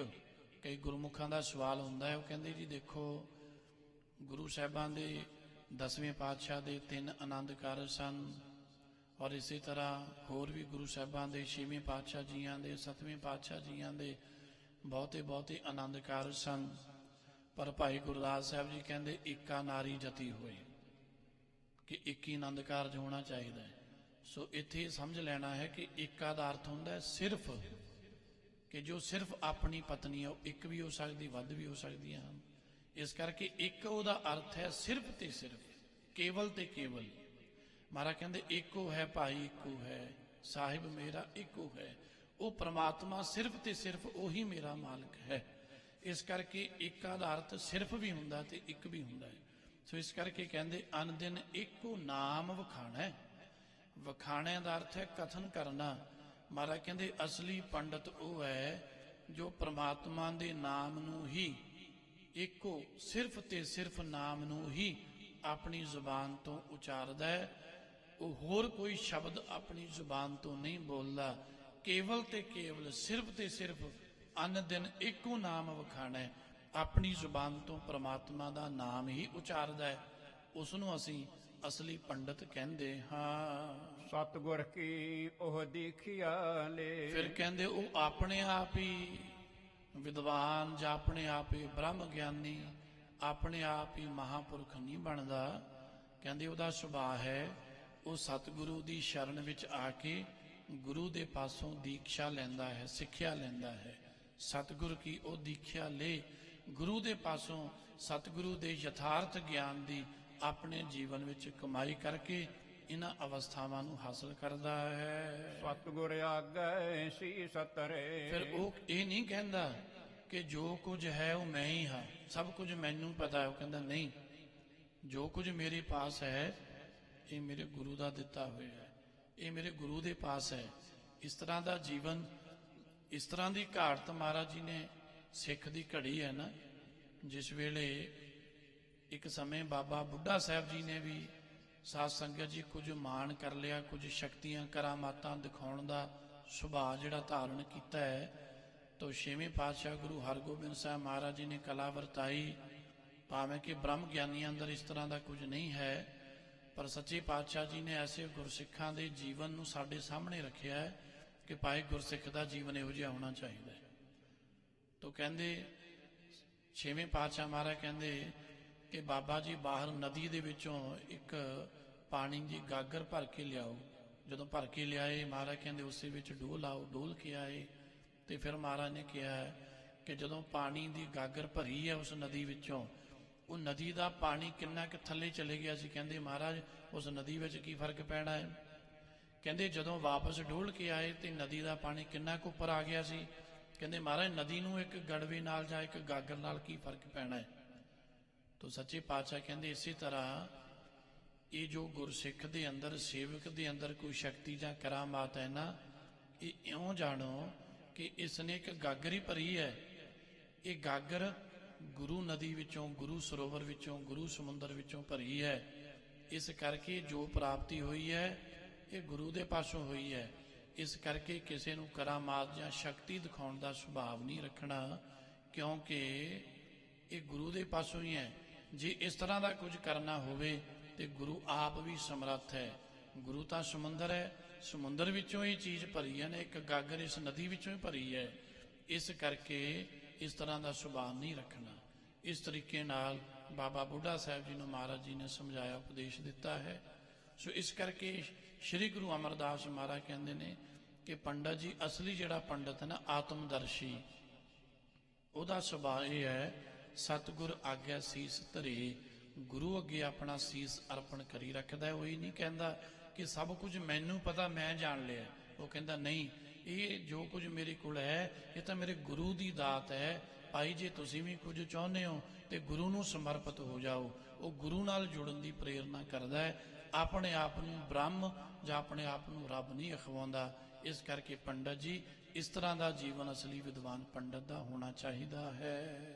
ਸਦਾ ਅਲਗ ਰਹਿ ਨਿਰਵਾਣ। ਕਹਿੰਦੇ ਇਸ ਤਰ੍ਹਾਂ ਦੀ ਸੁਭਾਅ ਨੂੰ ਰੱਖਦਾ ਹੋਇਆ ਅਲੱਗ ਰਹਿੰਦਾ ਹੈ, ਨਿਰਲੇਪ ਰਹਿੰਦਾ ਹੈ। ਸੋ ਪੰਡਿਤ ਦਰਗਹ ਪਰਵਾਣ। ਮਹਾਰਾਜ ਕਹਿੰਦੇ ਬੇਣੀ ਜੀ, ਇਸ ਤਰ੍ਹਾਂ ਦਾ ਜਿਹੜਾ ਪੰਡਤ ਹੈ ਦਰਗਹਿ ਪ੍ਰਮਾਣ, ਪ੍ਰਮਾਤਮਾ ਦੀ ਦਰਗਾਹ ਵਿੱਚ ਪ੍ਰਵਾਨ ਹੈ। ਸਭਨਾ ਮਹਿ ਏਕੋ ਏਕ ਵਖਾਣ। ਇਉਂ ਕਹਿੰਦੇ ਫਿਰ ਸਾਰਿਆਂ ਵਿੱਚ ਇੱਕੋ ਇੱਕ ਕੇਵਲ ਤੇ ਕੇਵਲ ਉਸ ਪ੍ਰਮਾਤਮਾ ਨੂੰ ਹੀ ਦੇਖਦਾ ਹੈ ਤੇ ਉਸ ਪ੍ਰਮਾਤਮਾ ਦਾ ਹੀ ਉਚਾਰਨ ਕਰਦਾ ਹੈ। ਜਾਂ ਏਕੋ ਵੇਖੈ ਤਾਂ ਏਕੋ ਜਾਣੈ। ਇਸ ਪ੍ਰਕਾਰ ਮਹਾਰਾਜ ਕਹਿੰਦੇ ਫਿਰ ਇੱਕ ਨੂੰ ਹੀ ਸਾਰਿਆਂ ਵਿੱਚ ਦੇਖਦਾ ਹੈ ਤੇ ਇੱਕ ਦਾ ਹੀ ਉਚਾਰਨ ਕਰਦਾ ਹੈ। ਜਾ ਕਉ ਬਖਸ਼ੇ ਮੇਲੇ ਸੋਏ। ਇਸ ਤਰ੍ਹਾਂ ਕਹਿੰਦੇ ਜਿਸ ਤੇ ਉਹ ਮਾਲਕ ਵਾਹਿਗੁਰੂ ਆਪ ਹੀ ਬਖਸ਼ਿਸ਼ ਕਰਦਾ ਹੈ, ਉਸ ਨੂੰ ਗੁਰੂ ਦੇ ਨਾਲ ਮਿਲਾ ਦਿੰਦਾ ਹੈ। ਇੱਥੈ ਉਥੈ ਸਦਾ ਸੁਖ ਹੋਏ। ਇਸ ਪ੍ਰਕਾਰ ਇੱਥੇ ਉੱਥੇ ਇਸ ਲੋਕ ਤੇ ਪਰਲੋਕ ਵਿੱਚ ਉਹ ਜਗਿਆਸੂ ਸਦੀਵ ਕਾਲ ਸੁਖ ਨੂੰ ਹਾਸਲ ਕਰ ਲੈਂਦਾ ਹੈ। ਕਹਿਤ ਨਾਨਕ ਕਵਣ ਵਿਦ ਕਰੇ ਕਿਆ ਕੋਏ। ਇਸ ਤਰ੍ਹਾਂ ਸ੍ਰੀ ਗੁਰੂ ਅਮਰਦਾਸ ਮਹਾਰਾਜ ਕਹਿੰਦੇ ਭਾਈ, ਕਵਣ ਵਿਦ ਕਰੇ ਕਿਆ ਕੋਈ। ਉਸ ਵਾਹਿਗੁਰੂ ਦੀ ਪ੍ਰਾਪਤੀ ਲਈ ਇਹ ਮਨੁੱਖ ਕਿਹੜੀਆਂ ਵਿਧੀਆਂ, ਕਿਹੜੇ ਤਰੀਕੇ ਆਪਣੇ ਆਪ ਵਰਤ ਸਕਦਾ ਹੈ। ਸੋਈ ਮੁਕਤ ਜਾ ਕੋ ਕਿਰਪਾ ਹੋਏ। ਅਸਲ ਵਿੱਚ ਉਹੀ ਮੁਕਤ ਹੈ ਜਿਸ ਤੇ ਉਸ ਦੀ ਕਿਰਪਾ ਹੋ ਜਾਂਦੀ ਹੈ। ਆਨ ਦਿਨ ਹਰ ਗੁਣ ਗਾਵੈ ਸੋਏ। ਇਸ ਤਰ੍ਹਾਂ ਉਸ ਵਾਹਿਗੁਰੂ ਦੀ ਬਖਸ਼ਿਸ਼ ਪਾ ਕੇ ਦਿਨ ਰਾਤ ਉਸ ਮਾਲਕ ਦੇ ਗੁਣਾਂ ਨੂੰ ਗਾਇਨ ਕਰਨ ਵਾਲਾ ਬਣ ਜਾਂਦਾ ਹੈ। ਸ਼ਾਸਤਰ ਵੇਦ ਕੀ ਫਿਰ ਕੂਕ ਨਾ ਹੋਏ। ਫਿਰ ਕਹਿੰਦੇ ਉਹਦੇ ਅੰਦਰ ਸ਼ਾਸਤਰ ਦੀ, ਵੇਦ ਜੋ ਗਿਆਨ ਵਾਲੇ ਗ੍ਰੰਥ ਹਨ, ਇਹਨਾਂ ਦੀ ਜਿਹੜੀ ਕੂਕ ਪੁਕਾਰ ਹੈ, ਇਹਨਾਂ ਦੀਆਂ ਜੋ ਮਨ ਦੇ ਵਿੱਚ ਅਹੰਕਾਰ ਵਾਲੀਆਂ ਬਿਰਤੀਆਂ ਹਨ, ਉਹ ਨਹੀਂ ਬਣਦੀਆਂ। ਇਹ ਫਿਰ ਦੁਨੀਆ ਵਿੱਚ ਇਹ ਢੰਡੋਰਾ ਨਹੀਂ ਪਿੱਟਦਾ ਕਿ ਮੇਰੇ ਨਾਲ ਚਰਚਾ ਕਰੋ, ਮੇਰੇ ਵਰਗਾ ਕਿਸੇ 'ਚ ਗਿਆਨ ਨਹੀਂ ਹੈ, ਮੇਰੇ ਵਰਗੀ ਕਿਸੇ ਪਾਸ ਵਿਦਿਆ ਨਹੀਂ ਹੈ। ਆਪਣੀ ਵਿਦਿਆ ਦੇ ਬਲ ਨਾਲ ਦੂਸਰੇ ਨੂੰ ਨੀਵਾਂ ਨਹੀਂ ਦਿਖਾਉਂਦਾ। ਇਸ ਤਰ੍ਹਾਂ ਦਾ ਸੁਭਾਅ ਗੁਰਮੁਖ ਦਾ, ਪੰਡਤ ਦਾ ਜਾਂ ਵਿਦਵਾਨ ਦਾ ਨਹੀਂ ਹੁੰਦਾ। ਇਸ ਪ੍ਰਕਾਰ ਸ੍ਰੀ ਗੁਰੂ ਅਮਰਦਾਸ ਸੱਚੇ ਪਾਤਸ਼ਾਹ ਜੀਆਂ ਨੇ ਆਪਣੀ ਪਾਵਨ ਰਸਨਾ ਤੋਂ ਇਹ ਪਾਵਨ ਸ਼ਬਦ ਮਲਾਰ ਰਾਗ ਅੰਦਰ ਉਚਾਰਨ ਕਰਕੇ ਉਸ ਵਿਦਿਆ ਦੇ ਅਭਿਮਾਨੀ ਬੇਣੀ ਪੰਡਤ ਨੂੰ ਜੋ ਅਹੰਕਾਰ ਤੋਂ ਰਹਿਤ ਕੀਤਾ ਹੈ, ਉਸ ਦਾ ਜੀਵਨ ਸਫਲ ਕੀਤਾ। ਔਰ ਉਸ ਪੰਡਤ ਦੇ ਰਾਹੀਂ ਅੱਜ ਵੀ ਸਾਡੇ ਤੇ ਬਖਸ਼ਿਸ਼ਾਂ ਕਰ ਰਹੇ ਨੇ, ਸਾਨੂੰ ਦੱਸ ਰਹੇ ਨੇ ਕਿ ਭਾਈ ਜੇ ਥੋੜਾ ਬਹੁਤਾ ਗਿਆਨ ਹੋ ਜਾਏ, ਥੋੜੀ ਬਹੁਤੀ ਵਿਦਿਆ ਮਿਲ ਜਾਏ ਤੇ ਇਸ ਦਾ ਮਾਣ ਤੇ ਹੰਕਾਰ ਨਹੀਂ ਕਰਨਾ। ਅਸਲੀ ਵਿਦਵਤਾ ਆਤਮਾ ਨੂੰ ਜਾਣਨਾ ਹੈ ਔਰ ਸਤਿਗੁਰੂ ਦੀ ਸੰਗਤ ਵਿੱਚ ਆ ਕੇ ਉਸ ਵਾਹਿਗੁਰੂ ਪ੍ਰਮਾਤਮਾ ਦੀ ਬੰਦਗੀ ਕਰਦਿਆਂ ਉਸ ਪ੍ਰਮਾਤਮਾ ਨੂੰ ਆਪਣੇ ਅੰਤਰ ਆਤਮੇ ਅਨੁਭਵ ਕਰਨਾ, ਇਹ ਵਿਦਿਆ ਦਾ ਫਲ ਹੈ। ਇਸ ਤਰ੍ਹਾਂ ਦੇ ਵਿਦਵਾਨ ਗੁਰੂ ਕੇ ਸਿੱਖ ਨੇ ਬਣਨਾ ਹੈ। ਸੋ ਐਸਾ ਅਧਿਆਤਮਕ, ਐਸਾ ਇਸ ਮਨੁੱਖਾ ਜੀਵਨ ਦੀ ਸਫਲਤਾ ਦਾ ਉਪਦੇਸ਼, ਇਹ ਪਰਮ ਕਲਿਆਣਕਾਰੀ ਸਿੱਖਿਆ ਸ੍ਰੀ ਗੁਰੂ ਅਮਰਦਾਸ ਸੱਚੇ ਪਾਤਸ਼ਾਹ ਜੀਆਂ ਨੇ ਪੰਡਤ ਬੇਣੀ ਦੁਆਰਾ ਸਾਨੂੰ ਸਾਰਿਆਂ ਨੂੰ ਬਖਸ਼ਿਸ਼ ਕੀਤੀ ਹੈ। ਗੁਰੂ ਚਰਨਾਂ 'ਚ ਅਰਦਾਸ ਹੈ, ਸੱਚੇ ਪਾਤਸ਼ਾਹ ਜੀਓ ਕਿਰਪਾ ਕਰੋ। ਆਪ ਜੀਆਂ ਦੇ ਸਨਮੁਖ ਹਾਜ਼ਰੀ ਭਰਦਿਆਂ ਸੰਗਤ ਵਿੱਚ ਬੈਠ ਕੇ ਕਥਾ ਕੀਰਤਨ ਸਰਵਣ ਕਰਦਿਆਂ ਬੇਅੰਤ ਭੁੱਲਾਂ ਹੋ ਜਾਂਦੀਆਂ ਨੇ। ਸਤਿਗੁਰੂ ਸਾਹਿਬ ਔਰ ਗੁਰੂ ਕੀ ਸੰਗਤ ਬਖਸ਼ਣ ਯੋਗ ਹੈ। ਸਤਿਗੁਰੂ ਜੀ ਕਿਰਪਾ ਕਰਨ। ਪੜ੍ਹੀ ਸੁਣੀ ਵਿਚਾਰ ਸਾਧ ਸੰਗਤ ਜੀ ਹਿਰਦੇ ਵਸੇ। ਵਿਸ਼ੇਸ਼ ਤੌਰ ਤੇ ਆਦਿ ਸਤਿਗੁਰੂ ਧੰਨ ਗੁਰੂ ਸ੍ਰੀ ਗੁਰੂ ਗ੍ਰੰਥ ਸਾਹਿਬ ਸੱਚੇ ਪਾਤਸ਼ਾਹ ਜੀਆਂ ਦਾ ਕੋਟਾਨ ਕੋਟ ਧੰਨਵਾਦ ਹੈ, ਜਿਨ੍ਹਾਂ ਨੇ ਆਪ ਹੀ ਸਾਰਾ ਸਮਾਂ ਬਣਾਇਆ। ਸੋ ਇੱਥੇ ਕਥਾ ਕਰਨ ਦਾ, ਸਰਵਣ ਕਰਨ ਦਾ ਸਮਾਂ ਸਾਨੂੰ ਬਖਸ਼ਿਸ਼ ਕੀਤਾ ਹੈ ਔਰ ਸਾਰੀਆਂ ਸੰਗਤਾਂ ਦਾ, ਸਮੂਹ ਸੇਵਾਦਾਰਾਂ ਦਾ, ਪ੍ਰਬੰਧਕਾਂ ਦਾ ਕੋਟਾਨ ਕੋਟ ਧੰਨਵਾਦ ਹੈ। ਗੁਰੂ ਚਰਨਾਂ 'ਚ ਅਰਦਾਸ, ਸੱਚੇ ਪਾਤਸ਼ਾਹ ਜੀਓ ਕਿਰਪਾ ਕਰੋ। ਇਸੇ ਤਰ੍ਹਾਂ ਦਾ ਸਮਾਂ ਸਾਨੂੰ ਆਪਣੇ ਜੀਵਨ ਵਿੱਚ ਪ੍ਰਾਪਤ ਹੁੰਦਾ ਰਹੇ ਔਰ ਸੰਗਤਾਂ ਦੀ ਸੇਵਾ ਕਰਦਿਆਂ ਜੀਵਨ ਸਫਲ ਹੋ ਸਕੇ। ਸਤਿਗੁਰੂ ਜੀ ਕਿਰਪਾ ਕਰਨ। ਸਾਧ ਸੰਗਤ ਜੀ ਪਿਛਲੇ ਦਿਨਾਂ ਤੋਂ ਜੋ ਗੁਰ ਇਤਿਹਾਸ ਦੀ ਕਥਾ ਵਿਚਾਰ ਕਰਦਿਆਂ, ਇਹ ਸੇਵਾ ਨਿਭਾਉਂਦਿਆਂ ਹੋਈਆਂ ਬੇਅੰਤ ਭੁੱਲਾਂ ਦੀ ਖਿਮਾ ਰੱਖਣੀ, ਅੱਗੇ ਤੋਂ ਸਮਤ ਬਖਸ਼ਣੀ, ਗੁਰੂ ਚਰਨਾਂ 'ਚ ਅਰਦਾਸ ਹੈ। ਸੱਚੇ ਪਾਤਸ਼ਾਹ ਜੀਓ ਕਿਰਪਾ ਕਰੋ। ਇਸੇ ਤਰ੍ਹਾਂ ਗੁਰਬਾਣੀ ਦਾ ਗਿਆਨ ਬਖਸ਼ੋ ਔਰ ਗੁਰਮਤਿ ਦਾ ਪ੍ਰਚਾਰ ਕਰਨ ਦੀ ਬਲ ਬੁੱਧੀ ਬਖਸ਼ਿਸ਼ ਕਰੋ। ਸਤਿਗੁਰੂ ਜੀ ਕਿਰਪਾ ਕਰਨ। ਪੜਿਆ ਸੁਣਿਆ ਥਾਈਂ ਪਏ, ਪੜੀ ਸੁਣੀ ਵਿਚਾਰ ਹਿਰਦੇ ਵਸੇ। ਵਿਚਾਰ ਕਰਦਿਆਂ ਸਾਧ ਸੰਗਤ ਜੀ ਬੇਅੰਤ ਭੁੱਲਾਂ ਹੋ ਜਾਂਦੀਆਂ ਨੇ। ਸਤਿਗੁਰੂ ਸਾਹਿਬ ਔਰ ਗੁਰੂ ਕੀ ਸੰਗਤ ਬਖਸ਼ਣ ਯੋਗ ਹੈ। ਹੋਈਆਂ ਸਮੂਹ ਭੁੱਲਾਂ ਦੀ ਸਾਧ ਸੰਗਤ ਜੀ ਖਿਮਾ ਦੇਣੀ, ਅੱਗੇ ਤੋਂ ਸਮਤ ਬਖਸ਼ਣੀ ਜੀ। ਇਤਨੀਆਂ ਬੇਨਤੀਆਂ ਪ੍ਰਵਾਨ ਕਰਨੀਆਂ। ਆਓ ਇਸ ਪਾਵਨ ਸ਼ਬਦ ਦੀਆਂ ਆਖਰੀ ਪੰਕਤੀਆਂ ਸਰਵਣ ਕਰਕੇ ਸਮਾਪਤੀ ਕਰੀਏ ਜੀ। ਸੋਈ ਮੁਕਤ ਜਾ ਕੋ ਕਿਰਪਾ ਹੋਏ, ਆਂਦੇ ਨੂੰ ਹਰ ਗੁਣ ਗਾਵੈ ਸੋਏ। ਸਾਤਰ ਭੇਦ ਕੀ ਫਿਰ ਕੂਕ ਨਾ ਹੋਏ। ਵਾਹਿਗੁਰੂ ਜੀ ਕਾ ਖਾਲਸਾ, ਵਾਹਿਗੁਰੂ ਜੀ ਕੀ ਫਤਿਹ।